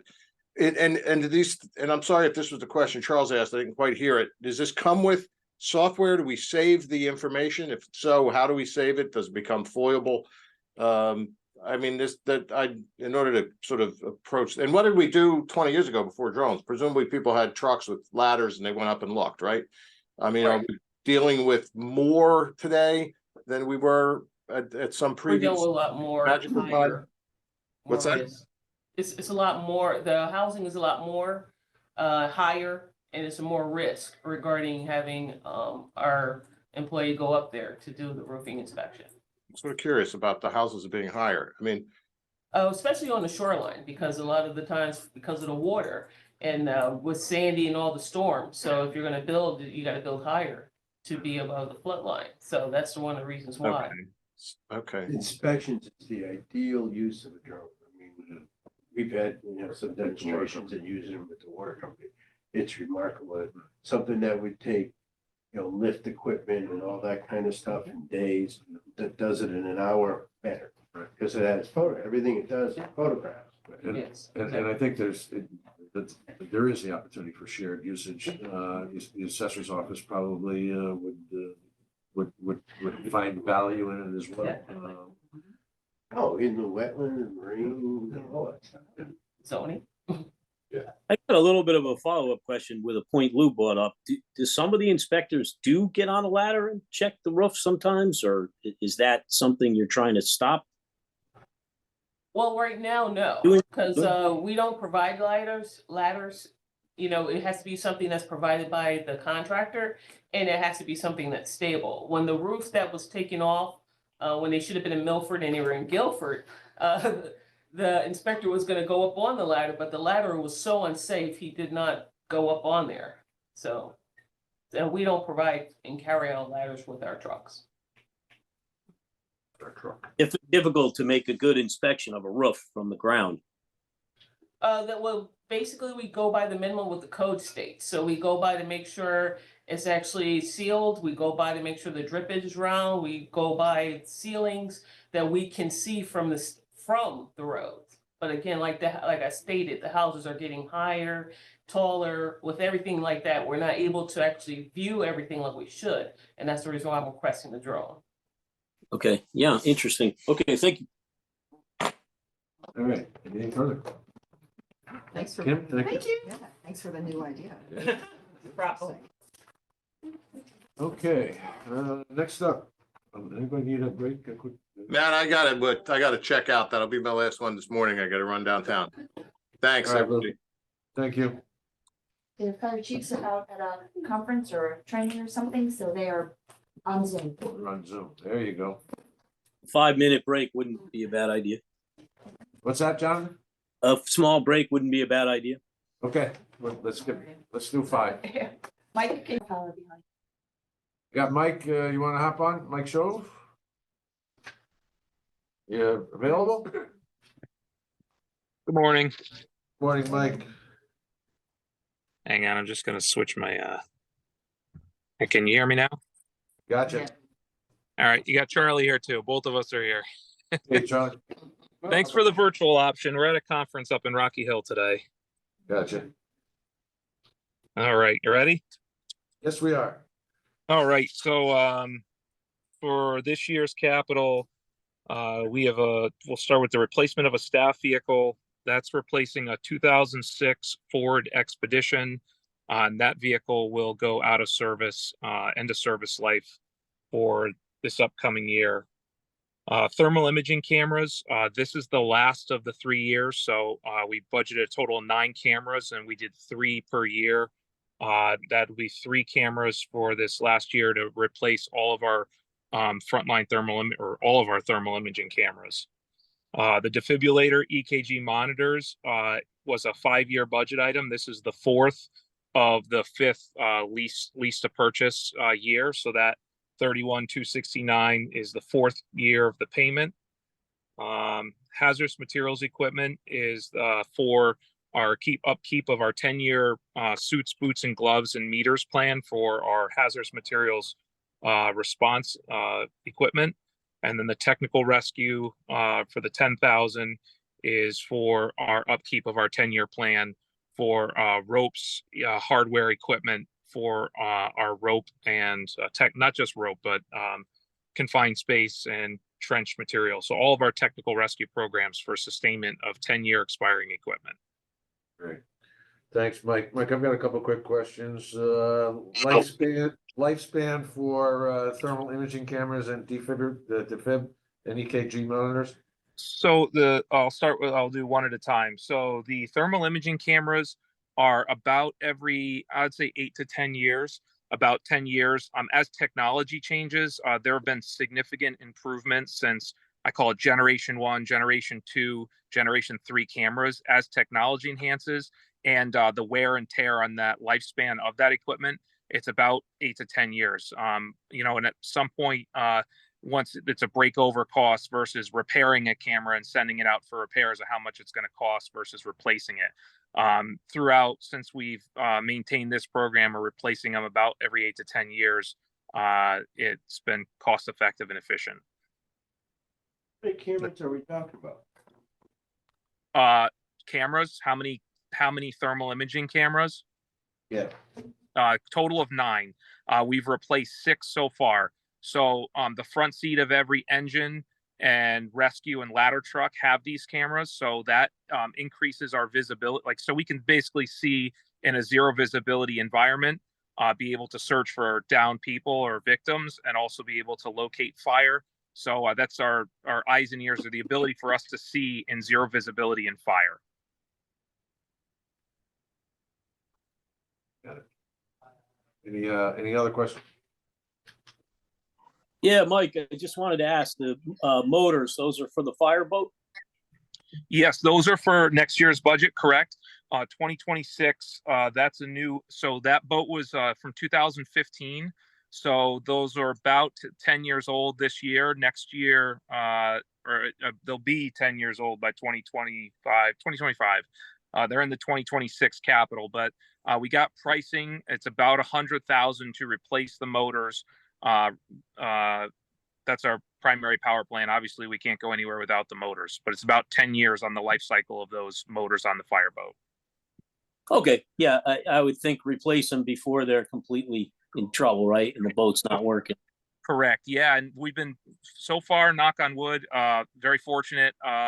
In terms of every time we've gone down there for emergencies, we start right up and we haven't had any issues. But in terms of maintenance and sustainment of them, it's going to get to a point where major repairs or anything to motors, it would be more cost efficient to replace them. And obviously that's got to be one of our 100%, turnkey, ready to go pieces of equipment. I am just curious if we were trying to smooth things out, or, be a little gentler on this cycle, would it be terrible if it got bumped out to 27? So one of the things, just like all the other things that we normally do, we try to apply for grants. That specific item, the motors, is a great candidate for the port security grant. We've used that before. That's how we got the boat. And part of that grant program is maintenance and sustainment of current assets. The port security grant pays 75% of the project. So this upcoming port security grant year, we will be applying for that grant. And if we do get the grant, you'll hopefully be able to apply for 2 potential years of being able to apply for port security and get funding for it. So our chances are high because it was funded on port security. We're maintaining and sustaining that federal asset. And I know Brantford, 2 or 3 years ago, Brantford did receive maintenance and sustainment money for the motors for the fireboat. Okay, that sounds great. That sounds terrific. Thank you. You're welcome. Thanks, Mike. Anybody else? Thank you, Mike and Charlie. You go back to your conference. Thank you. That was quick. All right, police, chief. Morning. Morning.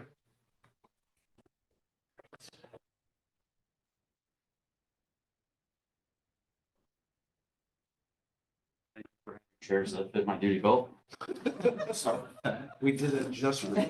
It's always an awkward moment when we sit down, you're gonna turn aside. No, but Gonna think about that every time he comes in now. it's a real problem. So, all right. So, a lot of the requests you'll be familiar with from prior years. We have our vehicles are on a pretty routine rotation where the patrol vehicles we're rotating out based on mileage, and we also take a look at the engine hours as well. So we're due to have 3 patrol vehicles being replaced this next fiscal year. I'm happy to report that as of right now, we've actually been working with the vendor And we should actually be securing both for our vehicles that we're buying this year and for next year, hybrid vehicles. Excellent. We're still waiting on the order to come back that it's truly confirmed, but we did place that order and we're told that we're gonna be able to do that. So which we're real excited about because we're taking a look at these hybrid vehicles and seeing that the engine hours are substantially less. And what that means for us is that we can start projecting out and extending out our rotation a little bit and pushing the mileage on the vehicles out a little bit further because the vehicles are gonna be able to actually stay ready for duty, perhaps for another year or two, if not longer than that. We currently only have one vehicle right now. It's the supervisor vehicle. It runs 24/7 as a hybrid, and we're basically gonna keep that on the road as long as we can, just to kind of get a feeling for how long these types of vehicles do last for. You happy So with it so far? yeah, and we really like it. I was when I was a sergeant is when we actually got the vehicle and it's still on the road. So which hasn't been very long ago, but it's still running pretty well. These And, are all still Explorers, right? yes, sir. Yep. Are we at the point where often the cost of new patrol vehicles is that transitioning of the equipment and that type of thing? Are we at the point yet where we're able to use some of the existing equipment in the new vehicles, or is things still changing? Well, I'm glad you asked that. So that is going to be in the next section I'll cover under vehicle components, but we do actually try to rotate back into service as much of the equipment as we can. Unfortunately, the manufacturers don't do us a solid with keeping the models exactly the same for too many years in a row. So I know this upcoming year with the 2025 model for Ford, which is what we would be purchasing, that's actually going to require additional equipment that we can't just roll over into the new vehicle just because of sizing. Funny how that works out. Yeah. It's Planned we'll leave obsolescence. this. I'll leave my commentary out of that, but so we do have on the slate 3 patrol vehicles for next year, and then I projected out for the next 4 years after that to do 2 a year. Hopefully all hybrids so that we can get the fleet over to all hybrid, which will hopefully realize some savings on the operating side for gas. We have 1 unmarked vehicle that would be one of the administrative vehicles that we would be doing as well next year. Also, again, going to be a hybrid. We're going to start transitioning those over to hybrid as well. And then what is a new item for this year is we're looking to purchase a van. It's going to be for special response, primarily for the SWAT team. We do have several members that are on the regional team that we're currently utilizing a ambulance from the fire department that was retired and kicked over to us. We've gotten some good years out of it, but it's essentially falling apart at this point and it's becoming a safety risk. So we've done a lot of repairs to it over the years, and it's getting to the point where, you know, we've had the brakes fail. We had a door fall off of it. It's time. It's tired. So we're going to look to retire that out and purchase a van. So the cost of the van is built into the capital, and then the upfit for that van is also built in here Is as this well. the van that would go to like an accident site and be like headquarters at the site? So no, that's our command post. This is going to be a response van that our vision for this van is that we're going to have it equipped in the back with appropriate lockers and storage compartments so that we can have, for the SWAT team members, we can have all of their equipment ready to go on the van so that they don't need to come into the building and locate equipment in various locations. We're likely going to put some crowd control equipment on there as well. And also what this does is it provides us a vehicle that when we have to drive up to the state to have evidence destroyed, firearms, drugs, we take in a lot of drugs every year through the drug box in our lobby. It was over 700 pounds last year. That's a lot to put into a Ford Explorer or into the back of what we currently have an Expedition. So the van will actually give us an opportunity to have a secure, contained vehicle to be able to make those few runs every year up to the state to get those items destroyed. So that's why we didn't label it a SWAT van. It's going to be multi-purpose. But this is not a new vehicle, this is a replacement. Essentially, we're going to be getting rid of the multi-purpose vehicle that we have now, that ambulance. And we're gonna replace it with this, so that's the goal there. The vehicle component line that's all the upfit, like I just discussed. We try to rotate as many things back into these vehicles as we can. Unfortunately, the vehicles change and the sizing of certain items, it's not transferable.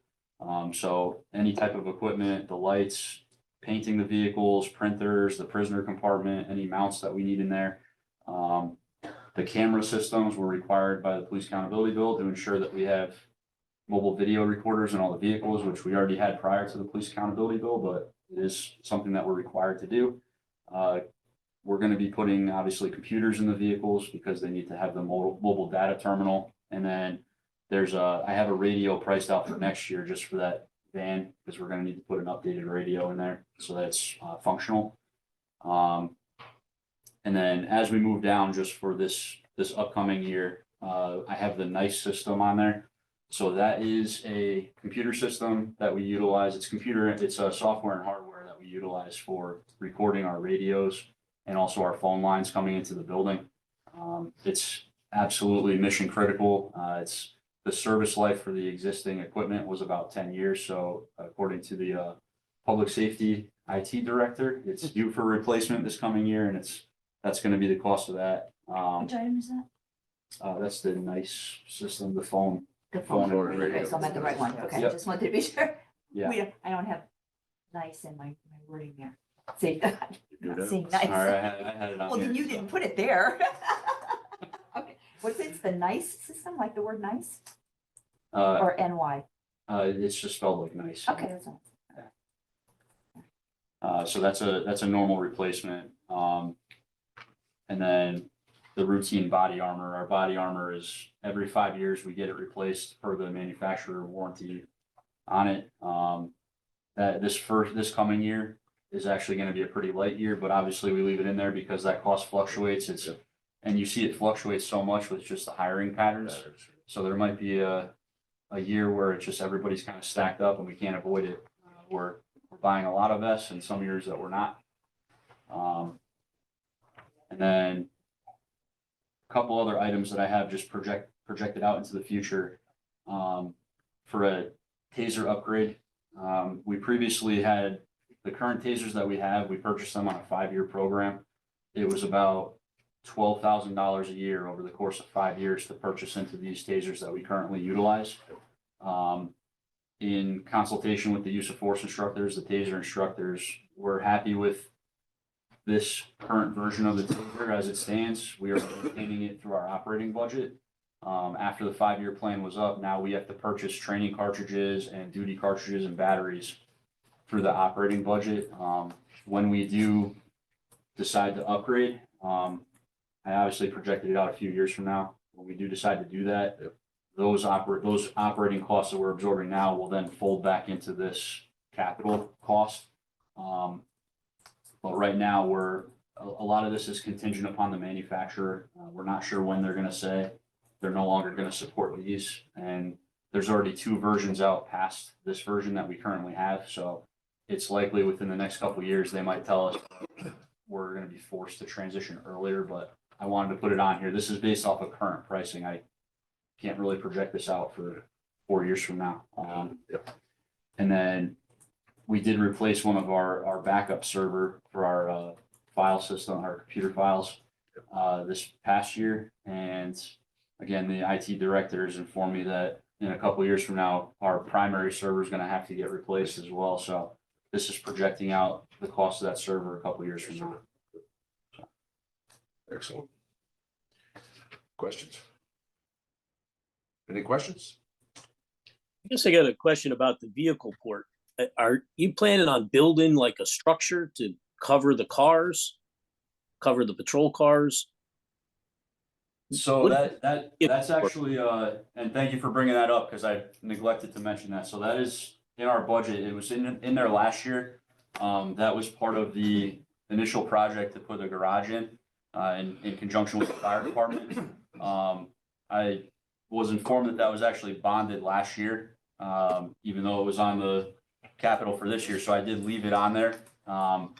But we're actually, the police department, we're actively looking into a building improvement project that we're gonna be presenting next year to take care of a lot of the items at the police facility that need to be upgraded so that we can have that facility be sustainable for the next 25 to 50 years.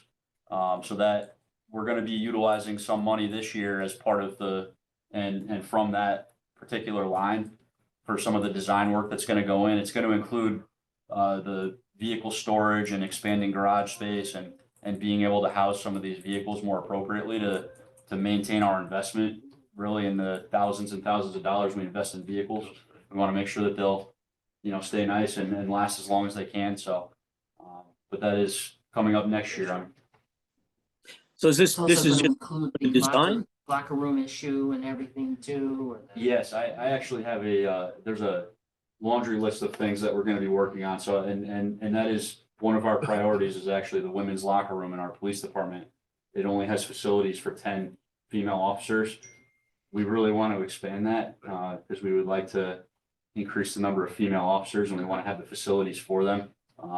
So that's gonna be one of the projects, as well as the garage space and several other things, so. So It's a you, comprehensive project. so you didn't put any placeholder in this capital plan for that project? yet? Correct. I did not want to venture to guess as to how much that would cost for next year. So I'm going to present it next year. Okay, My goal is to meet with the standing building committee actually this coming month in December.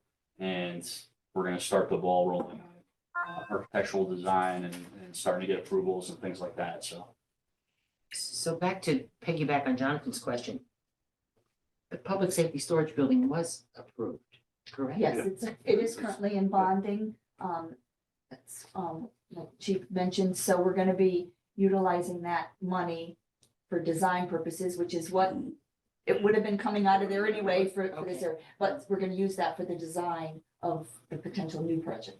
I think as you may recall, the original design was to take the basketball courts out, Yes. put 4 bays in there, which I think we all really, recall. really would have satisfied some of the Yeah. storage Yeah. requirements that they Yeah. have, but not take care of the other issues that Yeah. is there. So when we made the shift to do just the 2 new bays on the north end of the fire department, we decided we're gonna make a more comprehensive look at what the police department needs are, because it was gonna be more than just the 2 bays. Yeah, okay.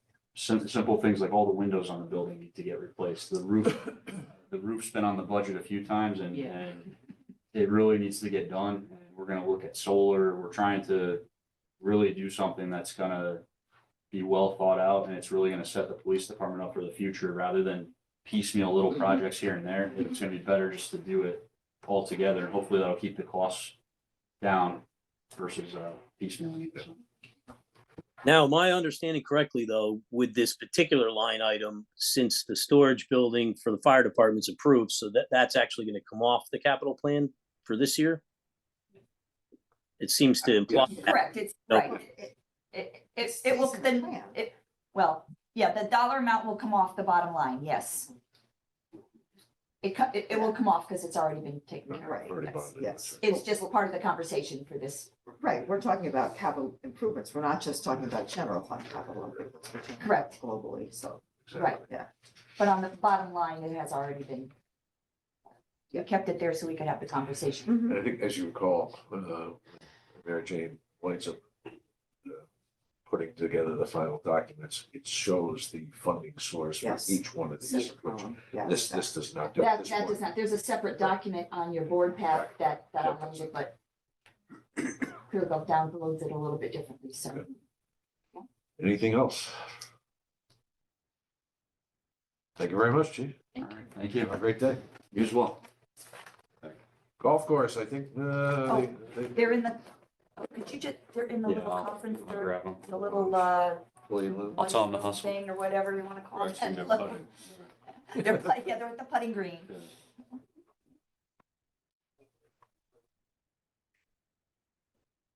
The library is next. Oh, library's next, I'm sorry. Oh, Rob, The library's next in the new house, okay? morning. Morning. What have you got for us? So the simple one is the ongoing computer hardware replacement.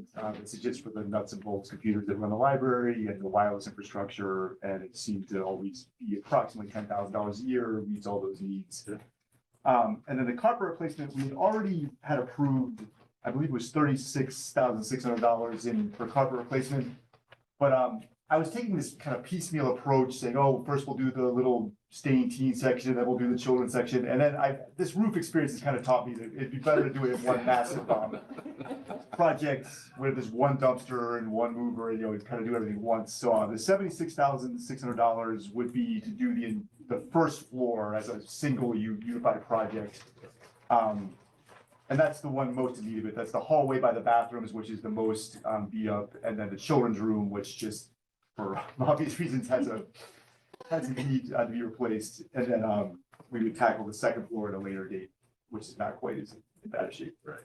So the net incremental for this budget cycle would be 40,000, because we've already approved 36,600. No, they need this. Okay, I thought I heard. Sorry? This is on top of the 36. Yeah, there would be 76,000 total. Oh, total, I thought this was on top of. No, okay. That's the net incremental is 40. Yeah, 76,000 will be the Okay, all entire right, so then savings. we're gonna have to change this, yep. That's the new meta, Bob. Yeah, I like it. All right, so we'll have to change that request. Well, the total project is 76, but Right. 40, 40 Right. all that's needed. Yeah. Right, but right. 40,000 would be additional. Right. Great. I think it makes sense. It's one of the most used facilities in town. I'm surprised it's taken this long to wear out the carpet. You tell that pretty well. I mean, 15 years, it looks pretty good for the most part. High traffic area, it's true. And the offices, we're not gonna really mess with the administrative offices. They're in good shape, and they're laying up between the stacks and places like that are fine, but children's room, it's a little Gets a rough. lot of, yeah. Good. We all learn from roof experiences. Yes. That's tough, you do it all whenever you can. Any other questions? Just curious, always curious about this with carpet. How often are we usually replacing the carpet? Every 3 years, 5, something like This would that? be 15. 15. 15. 15. Okay, wow. Yeah, Yeah, it's served its time, I think. for the- Might be due. Okay. That's gotta be a first. Yep. All right, Rob, thank you. Thank you. Now the golf course is up. Who's presenting? Ted? Come, Sure. Chris? Morning, gentlemen. Good morning. Chris and Jay are here from the commission. Great, thank you, guys. Your work on the commission? Yeah. All right. Pretty slim this year. Yeah. Basically, in our last meeting, where we discussed possibly putting up a new clubhouse. I guess I'll start with 2025, which is a new mower. Yeah. Basically, we have a new mower set in, and basically it's replacing the 22-year-old rough mower that I have. So that's the 2025 item we have in there. And the older mower, we'll put it out on the municipal bid, to get a few dollars for it. Good, good. In 2026, I'm talking to Janice right now. I actually had Janice and the assistant engineer up there now. We're looking to put into a barn, possibly a maintenance barn like the Guilford Fairgrounds put in, going with a steel building. And we're gonna be doing this because we're looking to move most of my maintenance equipment that's inside the clubhouse out to the barn, and we want to make the clubhouse more of a teaching facility. Possibly put in simulators, a lot of the golf courses in the state and the country clubs, and everyone's putting in simulators so you can have year-round teaching facilities, making basically possibly a little bit more revenue. So this is kind of what we're looking to do. don't have an exact number. I did talk to Joe Russo and I talked to Munger Construction, roughly what we're looking for a barn to store my equipment in the back. Right. So that's the number that they roughly gave me. But until I talk to Janice and get the setbacks with the town and those kinds of things, that's kind of where we're standing with the new barn that we're going to be looking for. Got it. Ted, where do you store, everything goes beneath the building now? Out back, I have 2 trailers. Oh, right. Okay, which we've been using for 25 years, basically, since this store the equipment. So we're gonna probably get rid of the trailers. They're basically just eyesores. 40 by 60 fits where they are? Yeah, all my mowers and my sprayers and the equipment I have basically fit in those. So that's our barn out back. Right. So they go and you put it 40 by 60. Yeah, So this would be unheated, but with electricity, correct. Probably any water, just light. just like a garage. Just a like garage. An unheated barn. Yeah, just light or unheated. This is an operating question, but every time we drive by it, I wonder about this. Once in a while, the water bill there gets big and you're sitting on a ton of water. Have you guys ever thought about drilling a well? We haven't talked about that. No, You never have. no, we never have. But the problem is we'd have to put a pump house in. If we're gonna put a well in, we also have to put a pump house in order to, supply the golf course irrigation system with a pump house. Because right now, everything just comes in Connecticut water company. I remember a $50,000 water bill. I wondered if you could spend $50,000 once and have free water for the rest of our nations. Anyway, not for today. I think there's some rules about having public water and wells same size. Okay.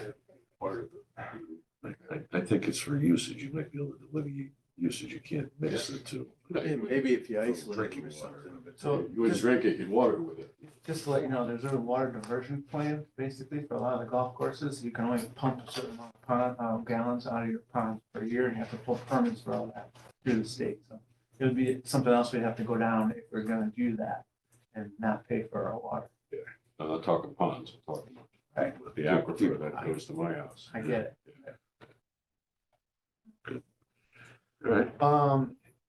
The next 2 pieces in 2027, and we didn't put anything for 28, there's 2 in there for 29. Is a sweeper. Basically, we presently just blow the leaves into piles and we put them on a trailer. I don't even have a vacuum to pick them up with. Most people have a big vacuum where you see the landscapers that come to your house, they have a big vacuum with a big box truck. And we just haul them to the dump out into the golf course and we haul them away. If we picked up a sweeper, it's basically what I have in there. We can clean up the golf course, make it, it'd be cleaner and it would actually save on some of my labor on the golf course. That's what I had for the next purchase. So you have less positions in your operating budget? No, I wouldn't, but I'd have more time for other things.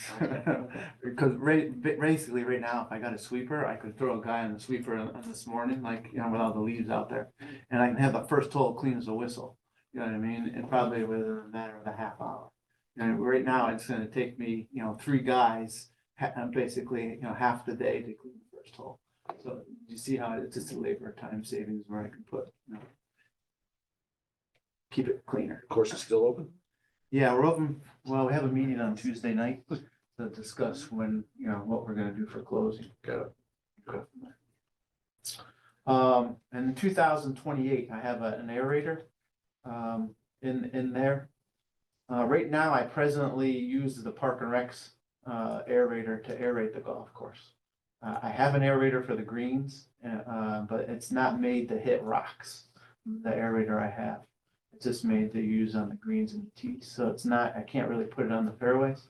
So I can use it, but for areas in the rough or areas in the fairways, this is basically what this piece of equipment would be used to be used for. How often do you aerate? I try to do it twice a year, in the spring and in the fall. And I'm assuming that's the same time Park and Rec is doing most of their area. Yeah, basically, you want to break up the compaction in the ground, basically get water to your root system, to keep your grass nice and healthy. And then in 2029, we're looking to build possibly a tee, making a new improvement to the golf course. You know where the first tee is now, we're just gonna, basically, it's at 150 yards, and we're gonna possibly put it up on the hill and have a 190-yard shot, which is gonna give it a different appeal. One thing the golf course commission likes is, giving something new to the clientele when they're coming to the golf course. You don't wanna keep everything the same, status quo. And this is, it's gonna be a pretty big project. We have to put a retaining wall in.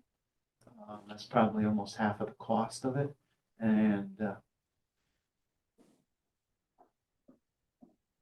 basically, put in topsoil and sod, do irrigation for that tee. So that's what the cost is. Yeah. It's basically what I have for you. I don't know what you have for questions, but I'd love to answer anything. Any questions? I got a question about the barn. It sounds like you really do need a place to store some equipment, and the trailers are a bit of an eyesore. I've also seen Munger Town's work, and I think they do some great work. But I do have to ask: would you consider maybe a steel building? Would that give you a lower cost? Yeah, we just started the ball rolling in this, but they know they had the Amish guys came up and they built in a couple steel buildings at the fairgrounds. So, and they're correct, Steve? I think they're all wood. They're all wood? Okay.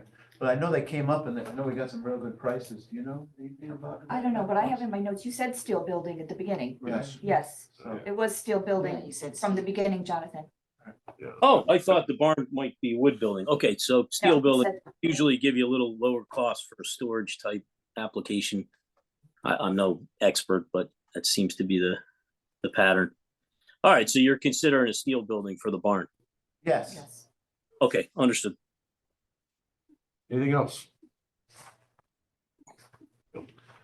Thank you very much. Appreciate it. Thank you.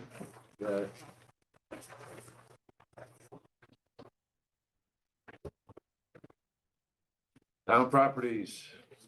Come on down. Price is steel. Good morning, everybody. Good morning, sir. How are you? I am well. Should be relatively painless. The first big item is the town hall. Put 100,000 into it for to start the talks, to start design, to start logistics, to figure out probably people's needs on how big their offices need to do a total rebuild of the town hall.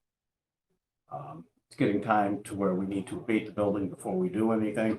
So this would be the first step in a very large project to move everybody out, abate all the asbestos and stuff. And while we got everybody out of here, it's time to remodel the entire building, make it more efficient, get more storage.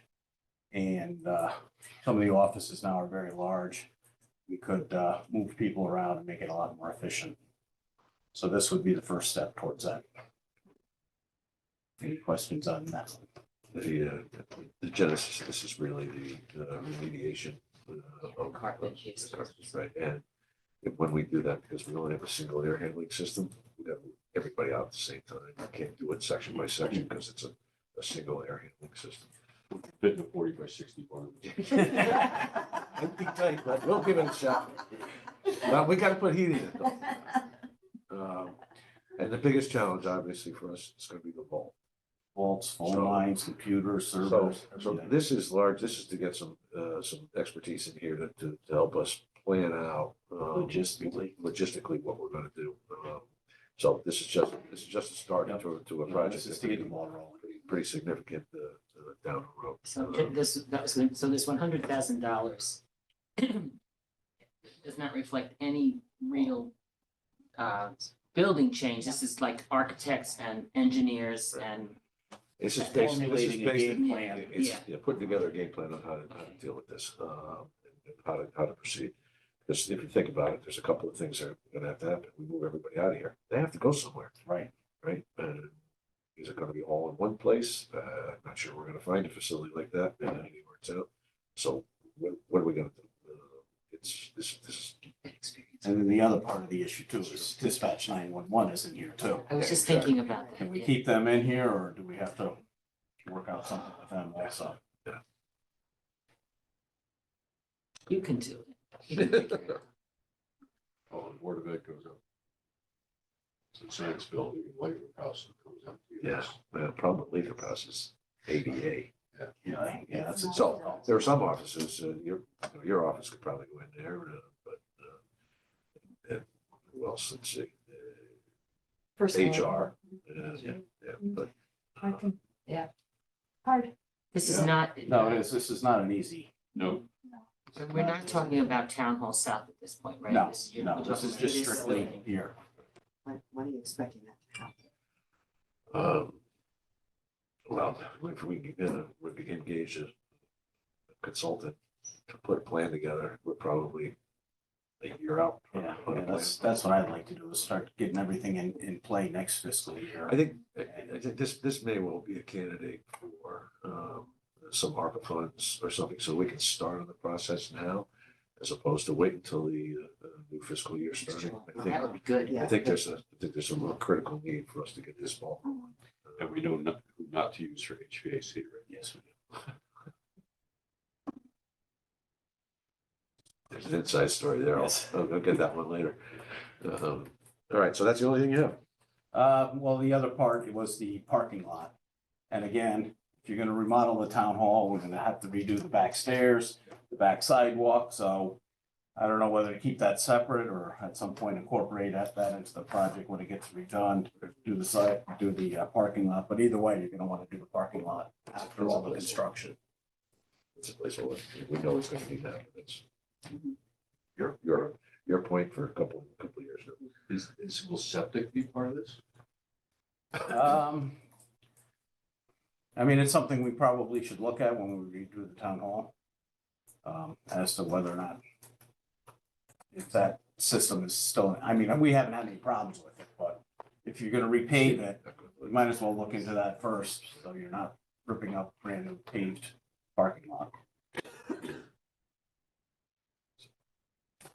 Well, and if we're gonna remodel so that we can put more people in the building, then your capacity, Right. but the flow out of here is not that substantial. That's what we talked All right. Anything else? Any other questions?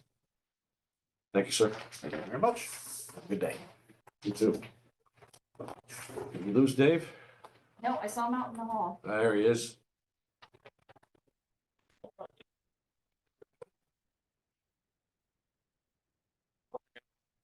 Dave?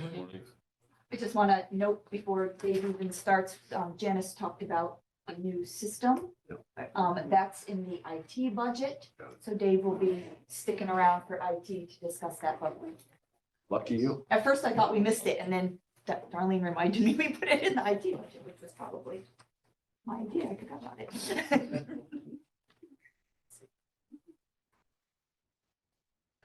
Okay.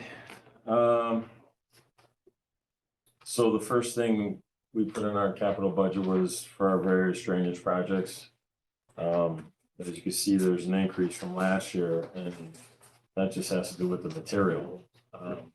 It's just going through the roof, the basins, the pipe, everything is. So you can notice around town, the guys are getting more work done, a ton of work done, and it's just buying the products. We keep staying aggressive with the pricing, but that's why we went up on that. The replacement of our Bobcat skid steer, we have that projected in 2028. We'd like to keep it there if possible. We do use that quite a bit now that we have the attachments. So, I mean, it is up for replacement at that time. What's the usable life for the machine? It depends how much you use it. I mean, if you ask someone like Tilcon who uses a Bobcat all the time. They're cycling them in and out 5, 6, 7 years. They're gone. Just because it costs so much to maintain them after a certain point. But for us, this piece of equipment, we get a new one, you're looking at 15, 20 years before we need to replace it. That's a capital bonding project possibly, right? Okay. The next thing I put in there was a hook lift truck and attachments. For 400, I've estimated 450,000. It's hard getting estimates from vendors right now. So what a hook lift truck is it's basically a truck body and it has a hook on the back. The attachments come on and off, and the truck can be anything at that point.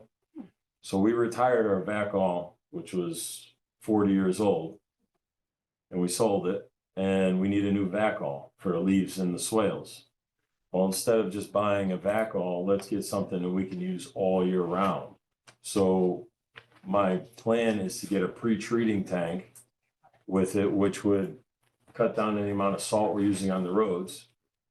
It's just like when you're driving on the highway and you see the white lines from the state, we would do the same thing. We would use salt brine, put it on the roads before a storm. So we'd be able to keep the roads cleaner sooner, use less salt. We would get a canister. Right now, we have a metal dumpster at our garage. We take all our metal, we turn it in, and the town gets the money for the metal. So we would use it for that as well, with the canister. We would also use the canister for if there was tree damage. We could use it to load trees. It has a tarp built onto it. Anything that you could think of, we could use a dumpster for. Another attachment we were looking at was the backhaul attachment, which we would be able to suck leaves with. And then a couple of other attachments that we were looking at was a flatbed, which eliminates the need for a trailer. So the flatbed would come off the truck, lay right down, you put the piece of equipment on there, tie it off, and then the truck would pick it back up, boom, and that's it, away it goes. Along with the flatbed for moving equipment, you could say if we're doing catch basins on a road, you can just leave the body there and the truck can be utilized somewhere else. You can put the canister on it and start loading it with the spoils if you wanted to, because it dumps like a regular truck. We were also looking at a plow attachment for it. So it would be a plow truck as well. So with the beauty of a hook truck is it could be anything that you can imagine. And so with that price tag, you're looking at getting just 5 trucks for that price instead of the last time we bought a truck, one truck, it was $275,000. It's around there. So now you're looking at 5 trucks for that one price. And then if the truck 20 years down the road needs to be replaced, just buy the hook truck. You already have the attachments. You just keep reusing them. So that's why we're looking at a hook truck instead of just replacing a backhaul with a backhaul. The other thing that I put in there was a hard hat communication system. So the system that we're using now, it's getting to the end of its life. It's taken quite a bit of abuse. Steel makes them now, where they attach 16 people can communicate at one time on 3 different channels. The communication system we have right now is 4 people and that's it. If there's a 5th person, someone gets kicked out. So they can't communicate with each other properly when they're doing trees or anything. So it's the capability to have 16 people talk at one time. If we get a hurricane or anything like that and they're wearing it, they have it on their hard hats, they can just talk to each other. So that's why we were looking for 12,000 for that. The other thing is a material screener. We don't have one right now. We have a lot of material at the stump dump that we could use, but we need to screen it. Our compost is basically the old compost that's been there for years and years and years is now just this beautiful black soil material that we can use to backfill curbing or anything like that. Currently, last year we spent between $8,000 and $10,000 for backfill, just for backfilling of curbs. To rent a screener costs $5,000 a month. So it's expensive. So if we just purchase one and I put in there an estimate of 5, I believe it was, because I'm getting different numbers right now. It's hard, but the lowest I found so far is 54,000. With a screener, we can use all this material. We can create our own aggregate. We can create our own topsoil. And so everything at the stump dump will start being recycled and used instead of just piling up there. Now, the contaminated stuff we won't touch, obviously. But there's rocks and everything else that we could use to backfill for all kinds of projects that we would save money on. So that's why we're looking at a screener. Is that a stationary piece of equipment? What's that like? So you can get them stationary, you can get them with wheels. It just depends which one you purchase. I actually asked the vendor, found another one this morning and asked them for an estimate, because if you have the wheels, you can move it around. But at the stump dump, if we put it on the blocks, which you usually do, you put it on the blocks and it sits up higher. That's fine too, because it's not going to move. The loader will just pull it to where it has to go. And you can always move it after. But I think it would be a good investment for us just for that case. We'd save a ton of money in that way.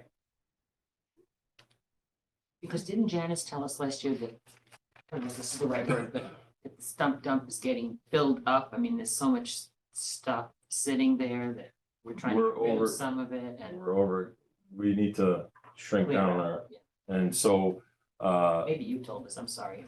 we are, and that's what that materials management money that we get every year is for too, to haul that out. We hauled out 50,000 tons this year. I mean, we moved a lot of stuff. So we're cleaning it up. It's looking good. Questions? Yeah, I got a couple questions when you're ready. All right, Jonathan, go ahead.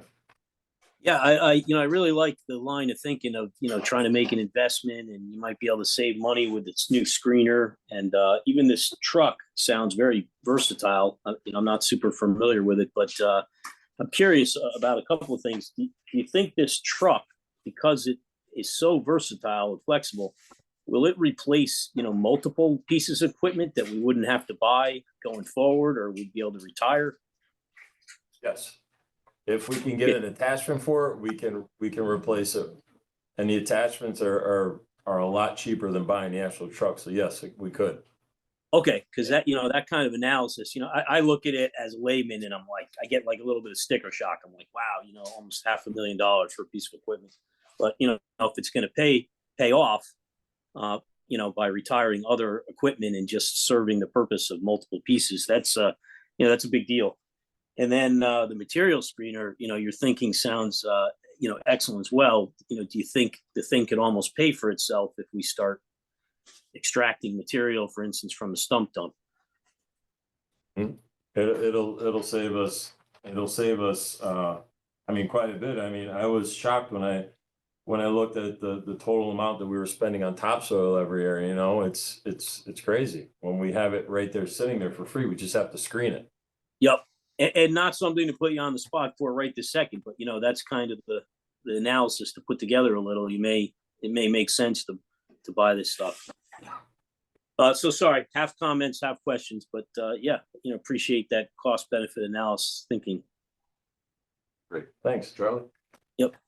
No, the question I had about, I remember we talked about approved spending money on getting material hauled out of the stump dump, for a better word.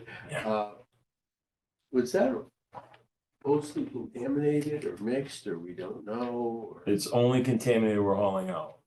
We get it tested and so they it's tell us. Identified already up there as Right. contaminated. Yep. So when we bring it in, like say we're doing a project and we've got the spoils or whatever, and we're bringing it into the stump dump. Does it get tested coming in, or where? No. So if we could test it, we could have North Star come and test it if we'd like. Most of the material that comes out of, say, a catch basin, you have your concrete and your stone. That alone, you can use that anywhere for filling in holes. Okay, so you have separate areas. Right, we separate everything. We know that this is Contaminated. not contaminated. Right. Potentially, I've never heard this. Is contaminated with oil products, or what kind of contamination are we talking? A lot of the times it's from cars. Oh, okay, I got it. Sorry. that kind of stuff. This is largely the spoils from the catch basins. Right. Okay. That's from when we clean the catch basins. That's where you're finding All most the of the contaminant. sweepings, all the Sweep sweepings. sweepers. Yeah. It's just see piles up there, things like that, and you know, we don't necessarily have to test all of that kind of stuff. No, any woody products, I believe Janice explained to me, any woody products were good. So. Especially for bugs and stuff. That's what I wonder. Some of those protected species. Snail darters. Jumping worms, that's the big one this year. All right. Anything else? Thank you, Dave, Thank you. for creative thinking as well. Thank you, yeah. Thanks. Stay right here, Tony. Next up, information system. Morning, Tony. Good morning.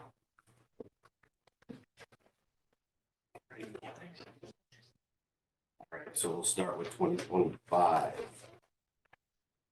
Two add-on security cameras for our current system. One for outside here to cover the parking lot from the front to the back. And another one, as I discussed with Donna at Social Services, just the door outside.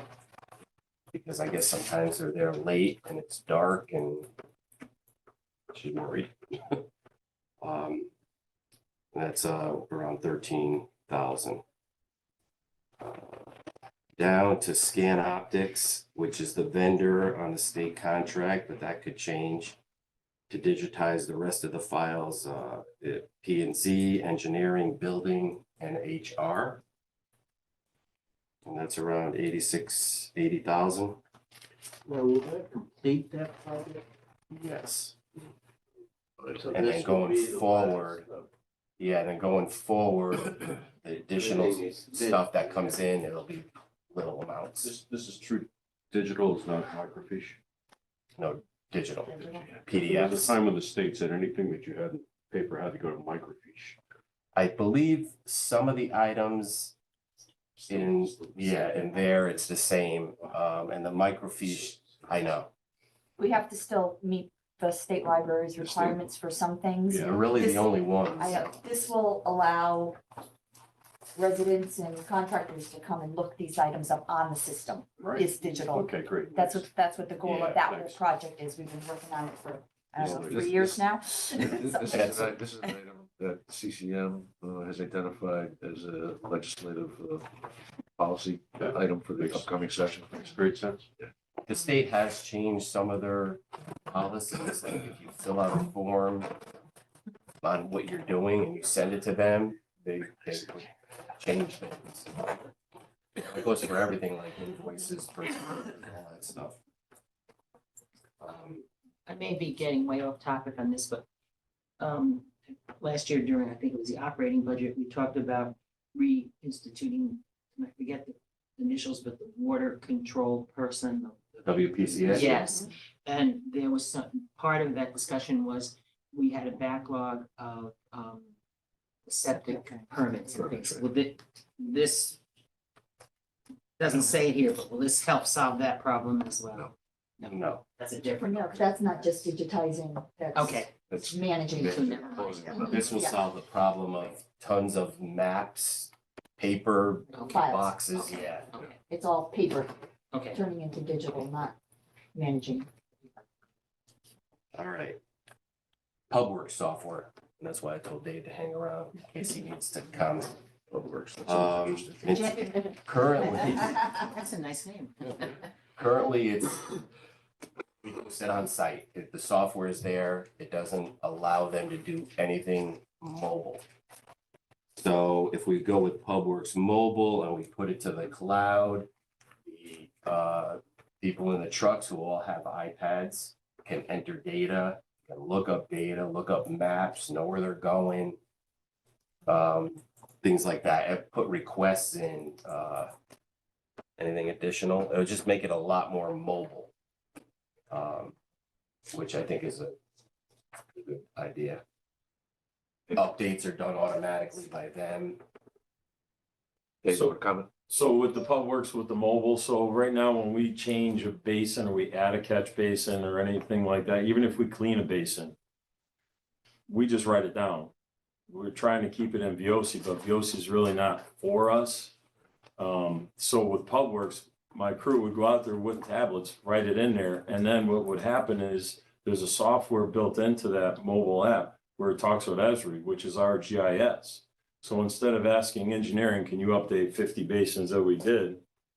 It's in there as soon as the guys do it. Show them on the map, yeah. When my mechanics, when they do work orders right now, it's fill this paper out, hand it to Alan. He fills it out his part, then he enters it into the computer. Well, with this, the mechanics have tablets. They just put in there, okay, this is what we did on this work order for this vehicle. Boom, it's in there. It's done. Other things would include, we could put in what the sub base of the road is. When was the road last treated? What treatment did we do? How long is the road? I started going in there entering data into the little part that we have, and now we could see, okay, well, here's a snow run and they have 17.5 miles. How much salt should we be using on the 17.5 miles? So it's bringing us forward. It's eliminating a lot of the paperwork that we do. Right now, the foreman, they'll write down, every guy gets a ticket. Here you go. This is what you're doing today. Whereas instead, it's just, all right. So you and Alan basically are put, and no one else is putting in information. Data entry, that's it. And the guys look at the tablets. Okay, this is what I have. Say a homeowner calls in and says, oh my goodness, I have this giant pothole. They call in. Jane answers the phone. She puts it on the computer. Boom, the guy gets an alert. There's an emergency pothole over here. All right, I need to redirect my forces over here so we can take care of this. So it'll make our the way we do things a lot more efficient, streamline things going with this. All right, so this is theoretically one component of it. The guys all have tablets out in the trucks today? We have 5 tablets total. All right, so we need to buy more tablets. Secondly, do those tablets have mobile capacity? The ones he's using, the fire department has been supplying him. So yes, I believe they do. They're all cellular. We don't even, with the 5 tablets, we have enough. We don't even need to buy more tablets. The fire department is supplying those 5? Yeah, they get a lot of turnaround in there with mobile devices and they offer. They give us their older tablets, which we use and they work fine. And they're really gonna only be, using the app for that, I believe, right? That's it. The public. They're not charging us back for the cellular. That's all out of there. Yes, they get a big telephone deal. budget. Yeah. Yeah, it comes out of their communication line. All right, the last one on here is the replacement network switches, which are the devices where all the computers plug into. I have a bunch of end of life. They still work, but I want to be ahead of the game because if they won't, Are they under support? yes. So they're just That's what- sitting here. The life is one. If the one goes down, I would have to order one real quickly, get it in, but they would be down in the water. And not be able to work. So that's what those are. I think, I don't have the quote here. I want to say it's about 3 or 4 of them. The locations would be Public Works, Town Hall South, Youth and Family, maybe Park and Rec, or Social Services, one of those. Let's skip over the biggie. The replacement PCs is the usual yearly. Yeah, we take out some old, put some new ones in, and that hasn't changed. Office 365 migration and setup. I've been waiting years to. I did not want to do this, but currently, Office, when we buy Office with each computer. So that's fine. The Outlook part of it, our email, is all in-house, and we have to upgrade, do patches, either Saturday, Sunday, after hours, an hour, maybe 2 hours of downtime. The PD goes through our system for that, so they're without email during those times. So Office 365 would include Outlook Online. All our data would be migrated over to them. That initial cost there includes the setup and making it a hybrid with our server here to online as things transition over, and the help with installing it, because I've actually never done it. The difference after this year, the difference looks to be around 15,000. So our cost each year should be around 15,000. And because we don't have to pay our open licensing for Microsoft, it would be included with that. Zix, which is our email security, that we're probably gonna leave it for a little bit, but that could go away too. That's like around 7,200. So that cost would go away. And it has all the same email archiving. Microsoft boasts a 99.9% uptime. They do all the patches, all that is continuous on their end. Each user would get 1 terabyte of storage space online with that. So technically, I don't even have storage here on site. Well, it's here already, but yeah. You're gonna need it for file management. Yeah. There's a lot they've really improved a lot over the years. They've been doing it for quite a bit of time now, but I never wanted to move our data to the cloud. I was kind of a holdout for that. Because all our email would go to the cloud, they would have control over it. But I think it's time we move. Teams is another thing. Teams would be on every computer. So you could use Zix or Teams. You could actually communicate, like internally we use a program called Pink Notes. I installed that like 3 years after I started here. Which is a couple of years ago. And we're still using it. No one wants me to remove it. But Teams, you could do inter-office, it doesn't even have to be called inter-office. Anyone that has it installed, you could communicate through Teams. An instant messenger. Instant messenger, yeah, whether you're online or offline, you could put that you're away or you're on vacation, things like that. So you see this as a service upgrade and a financial wash? Well, a little bit of a cost, it'll be. Initial cost. Yes, initial cost. Over time. Hopefully over the annual time, fees will level not out. be as, It's not as bad as the 43,000 that shows there. That's a lot of it is set up. Yeah, Tony and I talked about this just the other day. The other day. And I'd like to dig deeper to find out what costs are being eliminated through this, and he's done some. Yeah, I did. So I did it. The Zix will go away. And Yeah, then there's some soft costs too. it Training, would. et cetera. It would be a yearly cost. So Subscriptions. yep, yeah, it's a yearly cost. But we're trading these licenses for other licenses that we're currently Yes. paying Microsoft for, Correct. as well as the hardware to support it locally, right? And SmartNet contracts and Yep. and all of those All that. things. Love to see more detailed breakdown. Jeremy, my IT person, he used it at New Haven, the New Haven Library. He said he loved it. The end user is really not going to see is not going to see any difference.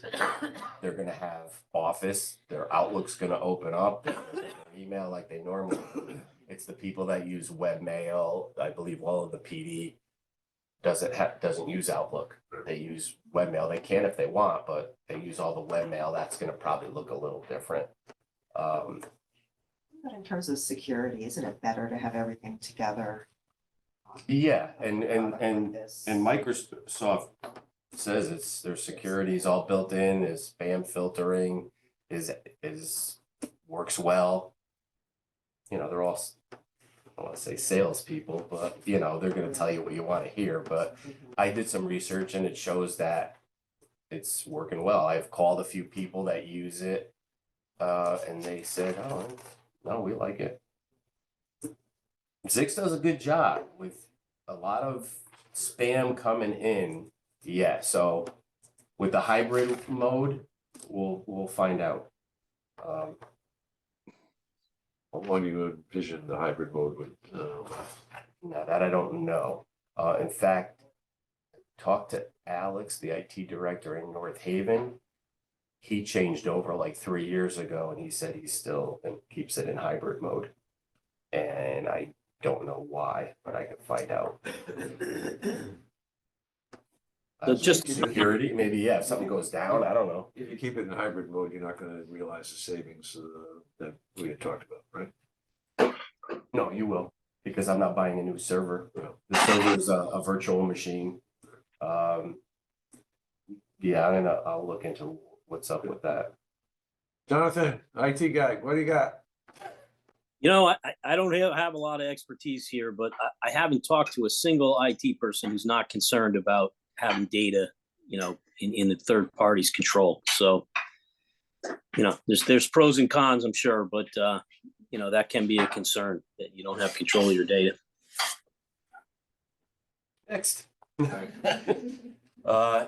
that's why I waited this long, but they've gotten a lot better, so. Anything further? Thank you, Tony. All right. Have a good one. Thanks, Dave. Next up, Park and Rec. We're gonna have two Hartmans at the same table? Come on. Yeah. You're here. You should We're gonna go. have a You should heart-to-heart go. talk. Ty, why don't you go next to him? Gonna miss that. Susan's gonna definitely miss those comments. Yes, she will. Good morning. I just want to start by thanking this board and the Board of Finance for the support you've given over the years. It's allowed us to improve facilities and add new equipment and improve equipment. And each year I present the capital budget with 3 different categories: equipment, parks and fields, and community center.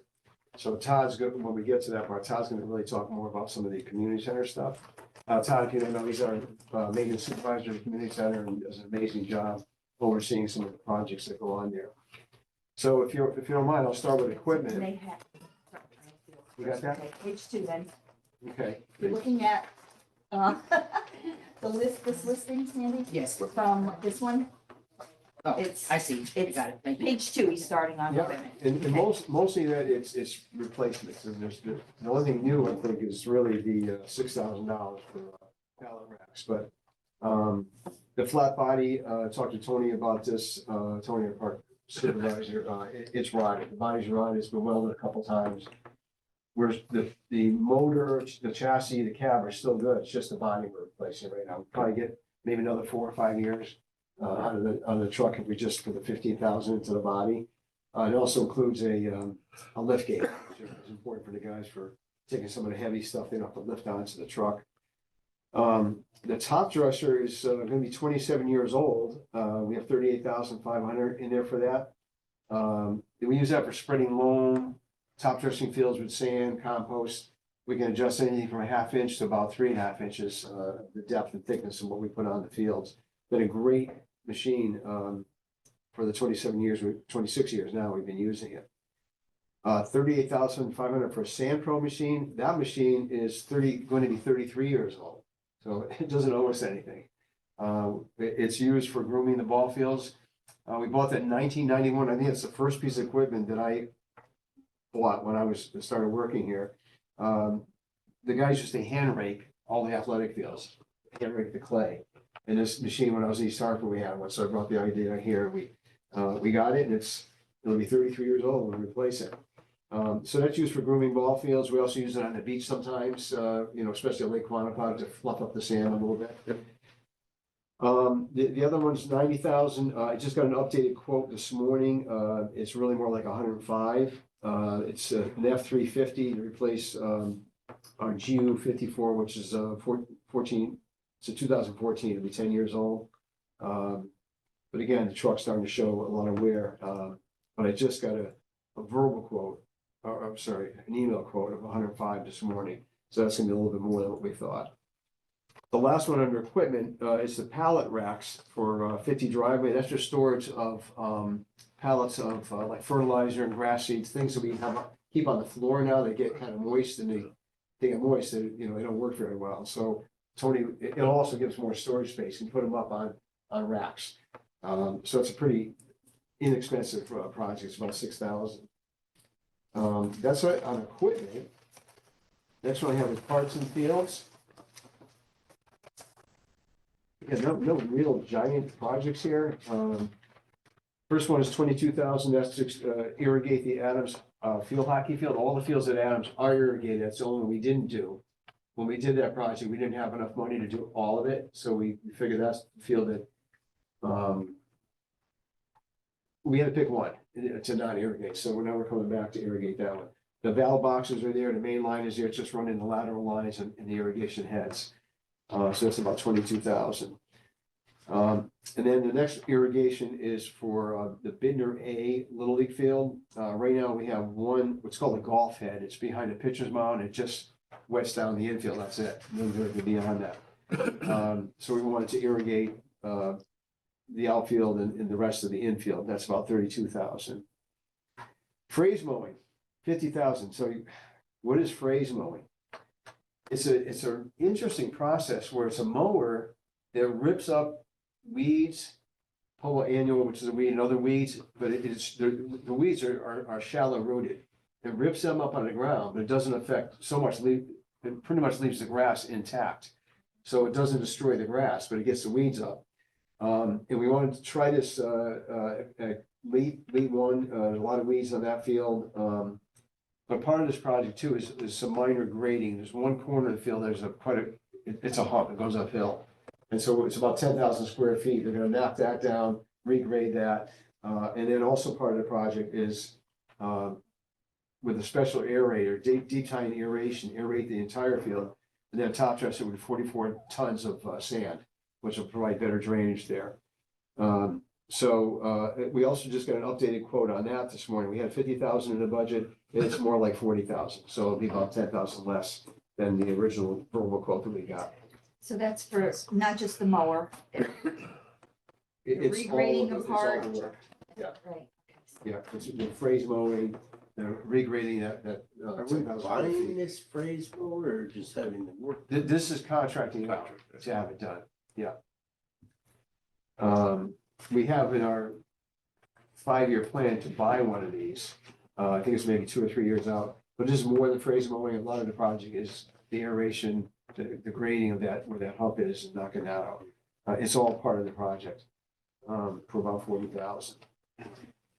We have 25,000 replacing the pump and enclosure at leach fields. The pump housing it's all rotted out. It's metal, it's just all rotted, just mice in there. When the guys go to adjust the controller, sometimes mice actually jump out of the thing. It's pretty nasty.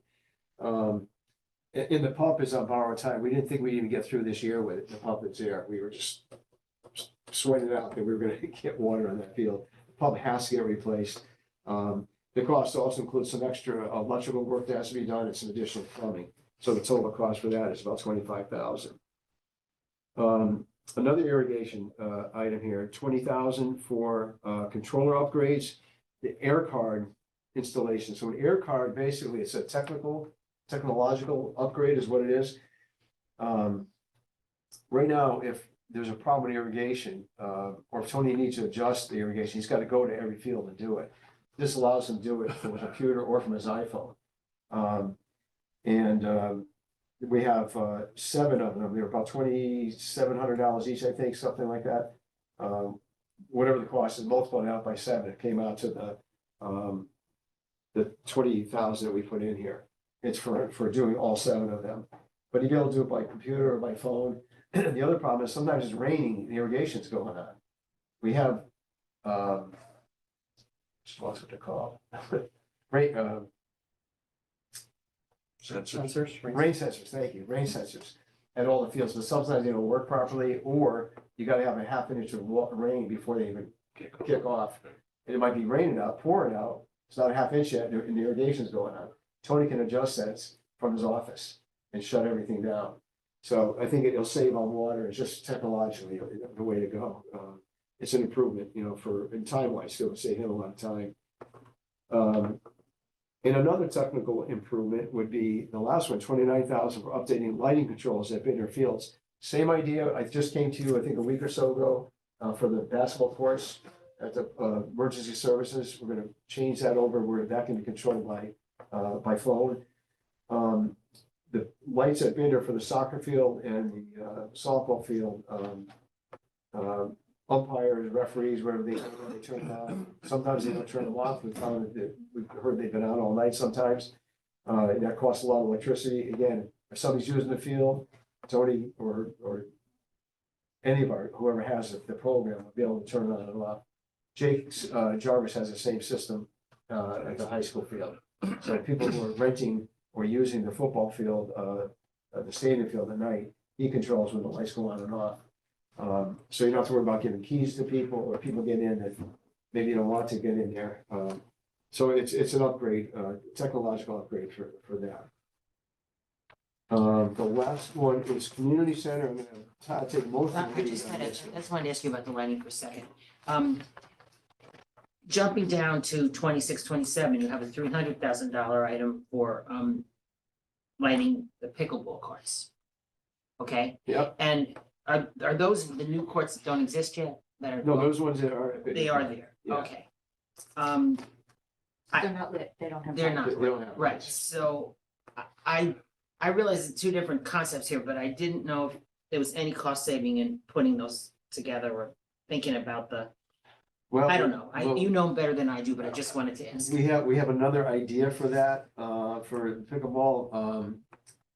We recently found out there may be some solar powered portable lights, like the portables we just bought from Long Hill Park, but there may be some solar powered ones.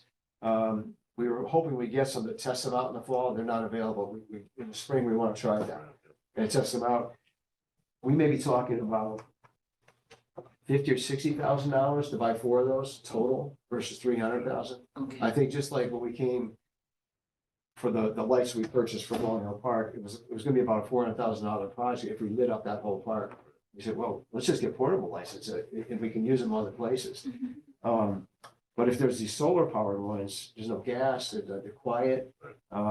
We want to test 1 or 2 out, see if it works up there. So somebody else, it won't be me, but somebody else may be coming back and saying, maybe we don't need 300,000, maybe it's 50,000. But that's why that's a couple of years out, not this year. Thank you. Community center, we only have 3 items here, no real big ticket. The replacing of the ceiling tiles, and I'll start in Todd can add it, but the Menuckatuck room and the Quantapon room. You can see here there are grids on these ceiling tiles. There aren't. They're just like they're steep. So if he has to remove 1 tile on the bottom, they all slide down. There's nothing to stop them. So this plan calls for putting grids and replacing tiles. Some of them have water damage from before we replace the roof. There's some leakage. And we can't get the tiles in there anymore. They don't make them anymore. So it'll be a whole different tile that would go in there. But we have a good number. I think it's 43,000 or 40,000. We left some in there in case we need any engineering, architectural design service for it. We're hoping we won't, but we left it at 50 in case we need someone to design it. But we need to replace them anyway, because like I said, a lot of them are water stained.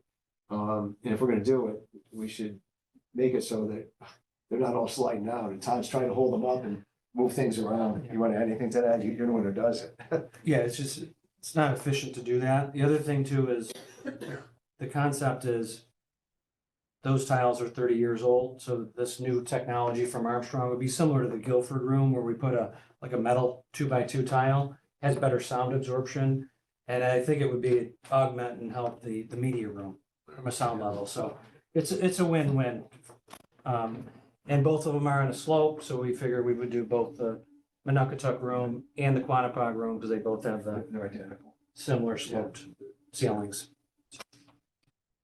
All right, so you want to address the HVAC installation? Yeah, so second one here is HVAC air handling unit installation and duct cleaning. So our system is 30 years old. In 2016, we had a company come in and they cleaned the entire duct system. And what happens is throughout use, there's fibers and little things that float around and then it clogs up the coils. So a company has to come in there and clean it. So the recommendation is every 5 years, 6 years to clean it. And then in addition to this, we also wanted to replace the insulation that's old, clean all that out, and then put new insulation in, paint it. So in conjunction with a company that can do that, we'd also would clean the ducts throughout the whole system. They would look at the coils, in each room, clean them. So it's an improvement. It's be a good thing to do. And the last one, we have 10,000 in the preschool room, the station room. I believe we have it's original vinyl tile in there still. The carpet is old. Just replacing that tile and the carpet in there. Any concerns on the nature of that tile? I don't think so. I think, I don't think so.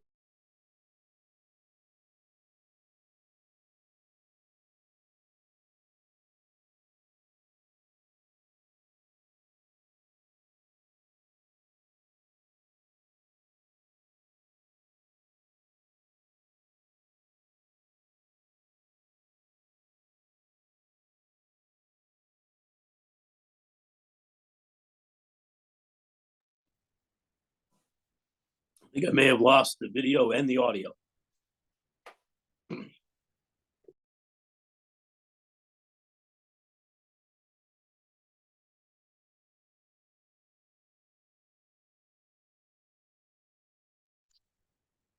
Yes, I agree with you, Jonathan. I lost the video and the audio as well.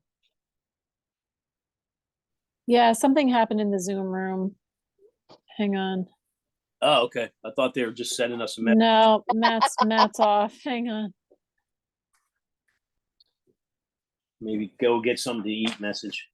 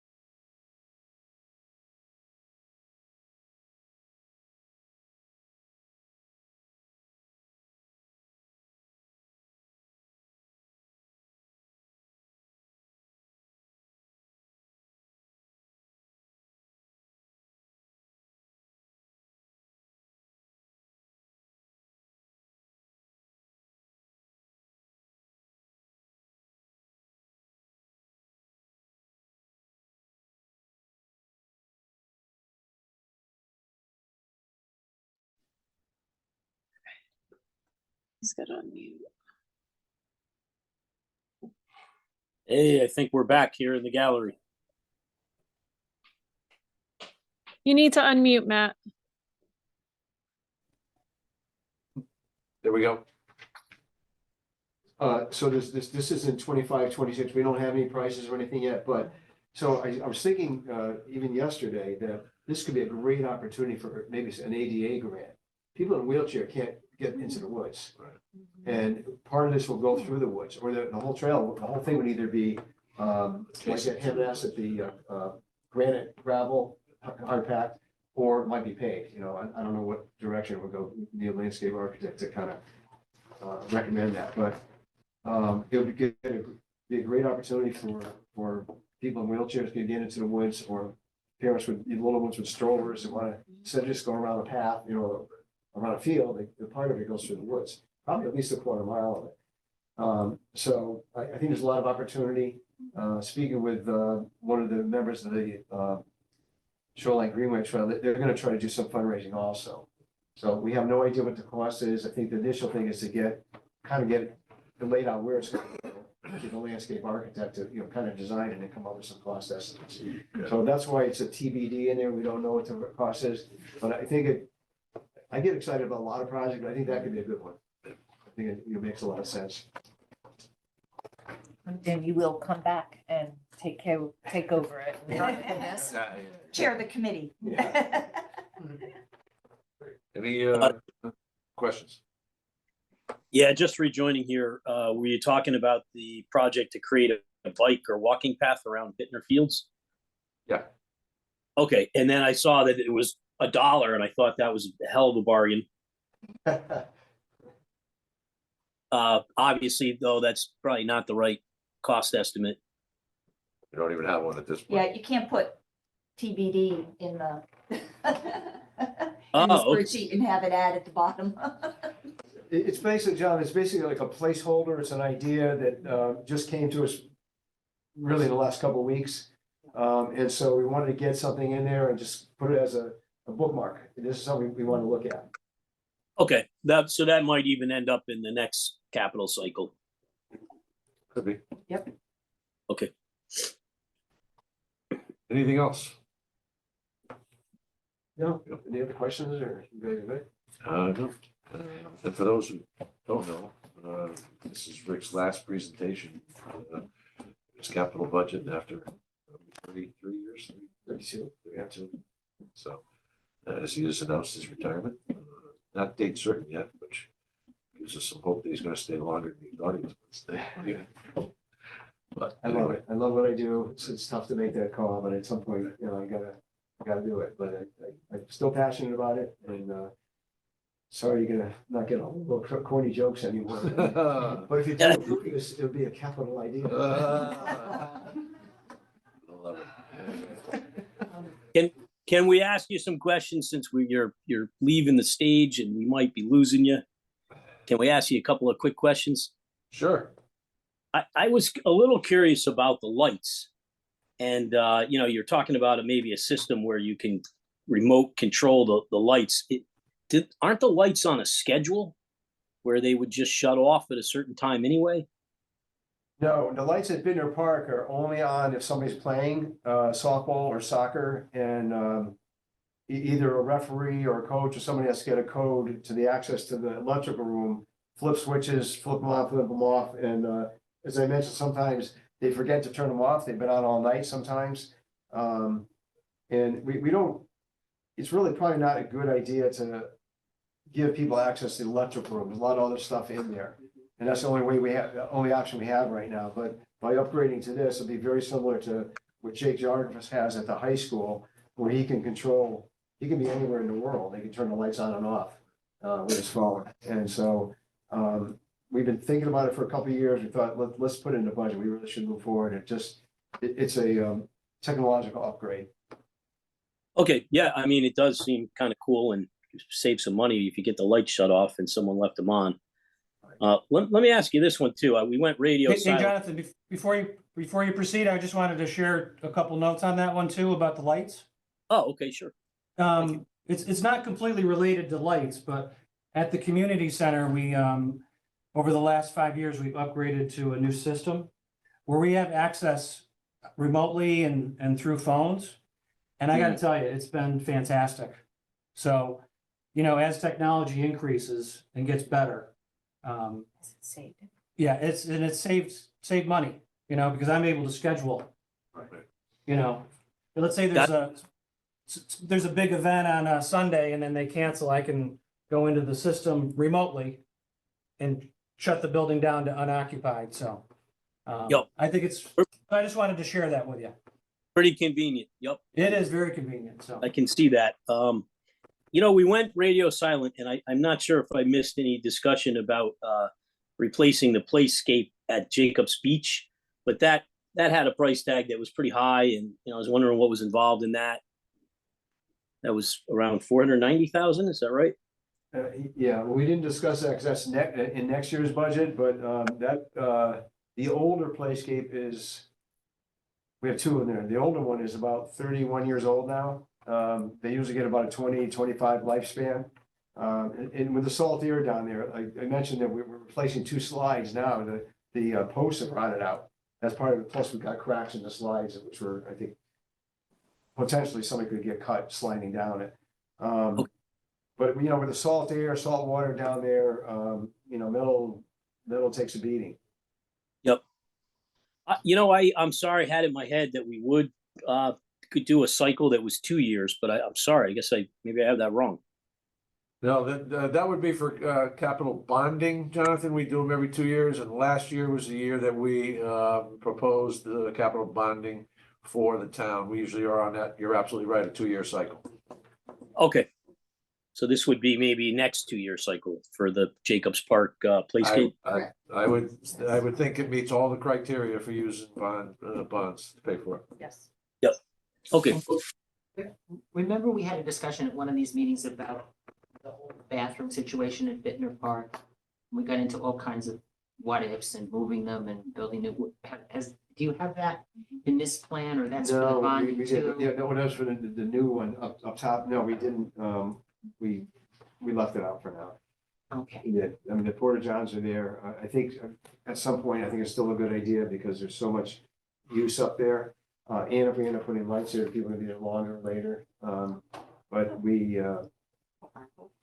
did talk about ARPA for that. We did put it in the ARPA. And we used plan. ARPA funds to do the upgrades to the Jacobs, to Bittner Park, existing bathrooms. Yeah. Yeah, so we put it into ARPA because there wasn't a consensus on what was the best way to provide facilities at Bittner, but it can still be under discussion. I was just gonna make myself a note to bring that up, so.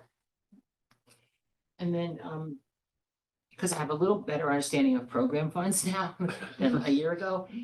And in any of these plans, just for this coming year, did the commission think about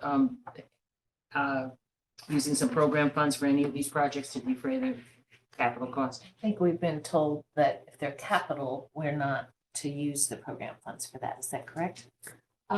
Yes, but we did talk about bringing the current balance down when we're working by use of capital, so yes. Right. So I guess yes and no. Yes and no, yes. Okay.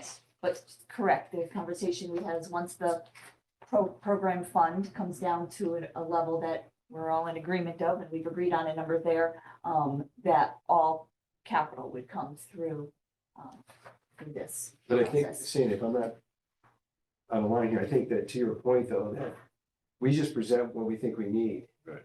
And something you may determine where it's coming from, it's bonded or it's a budget, or if you think someone could come out of the program account, that, you know, it's a recommendation from you folks, I think. Okay.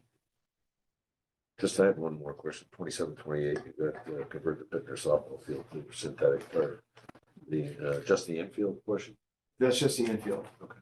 Yeah, and that's, yeah, the guy, I finally got a quote from him, and it was actually in Germany. Sent me an email. Yeah, I mean, we've had a lot of conversation about that. Some folks have suggested we convert the soccer field to synthetic turf, the entire soccer field, which I wouldn't be opposed to, but I thought it'd be a little harder suction. We have two synthetic multi-use fields now at the high school. Right. We don't have a synthetic infield, which would make that field multi-use. The home run fence is far enough that 14, 15, 16-year-old baseball could play on it, like what used to be Babe Ruth level or just on the American Legion. I don't know about high school, maybe, but it's gonna be lighted baseball games up there. So the synthetic turf infield could be used for Little League baseball, Little League softball, adult softball, and baseball, like 90-foot base path baseball. So it does make that become a multi-use baseball softball field. And the number just stuck out to me because we did the turf over at the high school, we had about 1.2. Yeah, think about that, yeah. Right? Yeah. So that seems an awful lot. Yeah, it does, but it was a number I got from AstroTurf, the company that actually did that last high school project. Yeah. Well, one of the things with the old high school, we didn't have to change the underlayment or the drainage, right? Right. So This has was to to be drainage this has as to part of get that. Yeah, subsurface, stone and everything else. Yeah, the carpet's the least expensive part. yeah. Right. Right. Okay, anybody else? Thank you. Okay, well, thank you very much. Thank you. Thanks, Fred and Todd. You know, the rest of your presentation go well, and look at your deliberations. And there's We'll be talking to you, don't worry. got a lot on your plate. Yeah. Thank you very much. Well done. Well, anybody have any comments or questions? Concerns? Well, we asked for a helipad. All right, It's well, funny though, because I feel like over the last 6 years, we've really addressed a lot of infrastructure things and gotten new department heads. And there's a lot of thought and modernization, and yet this is slow. I mean, I love most of these ideas, but I'm just like amazed that we can't like say we've done it all. I guess we'll never be at that point. That's right. So, The town hall one, that's gonna be interesting. it'll be a challenge. My head hurts just thinking about it. You know, And I think it's good for us to go out in 5 years and get these things on our radar, even if it is just with the dollar, just so that we know you can't make good decisions unless you know what's Unless you coming know, up, that's so, right. yeah.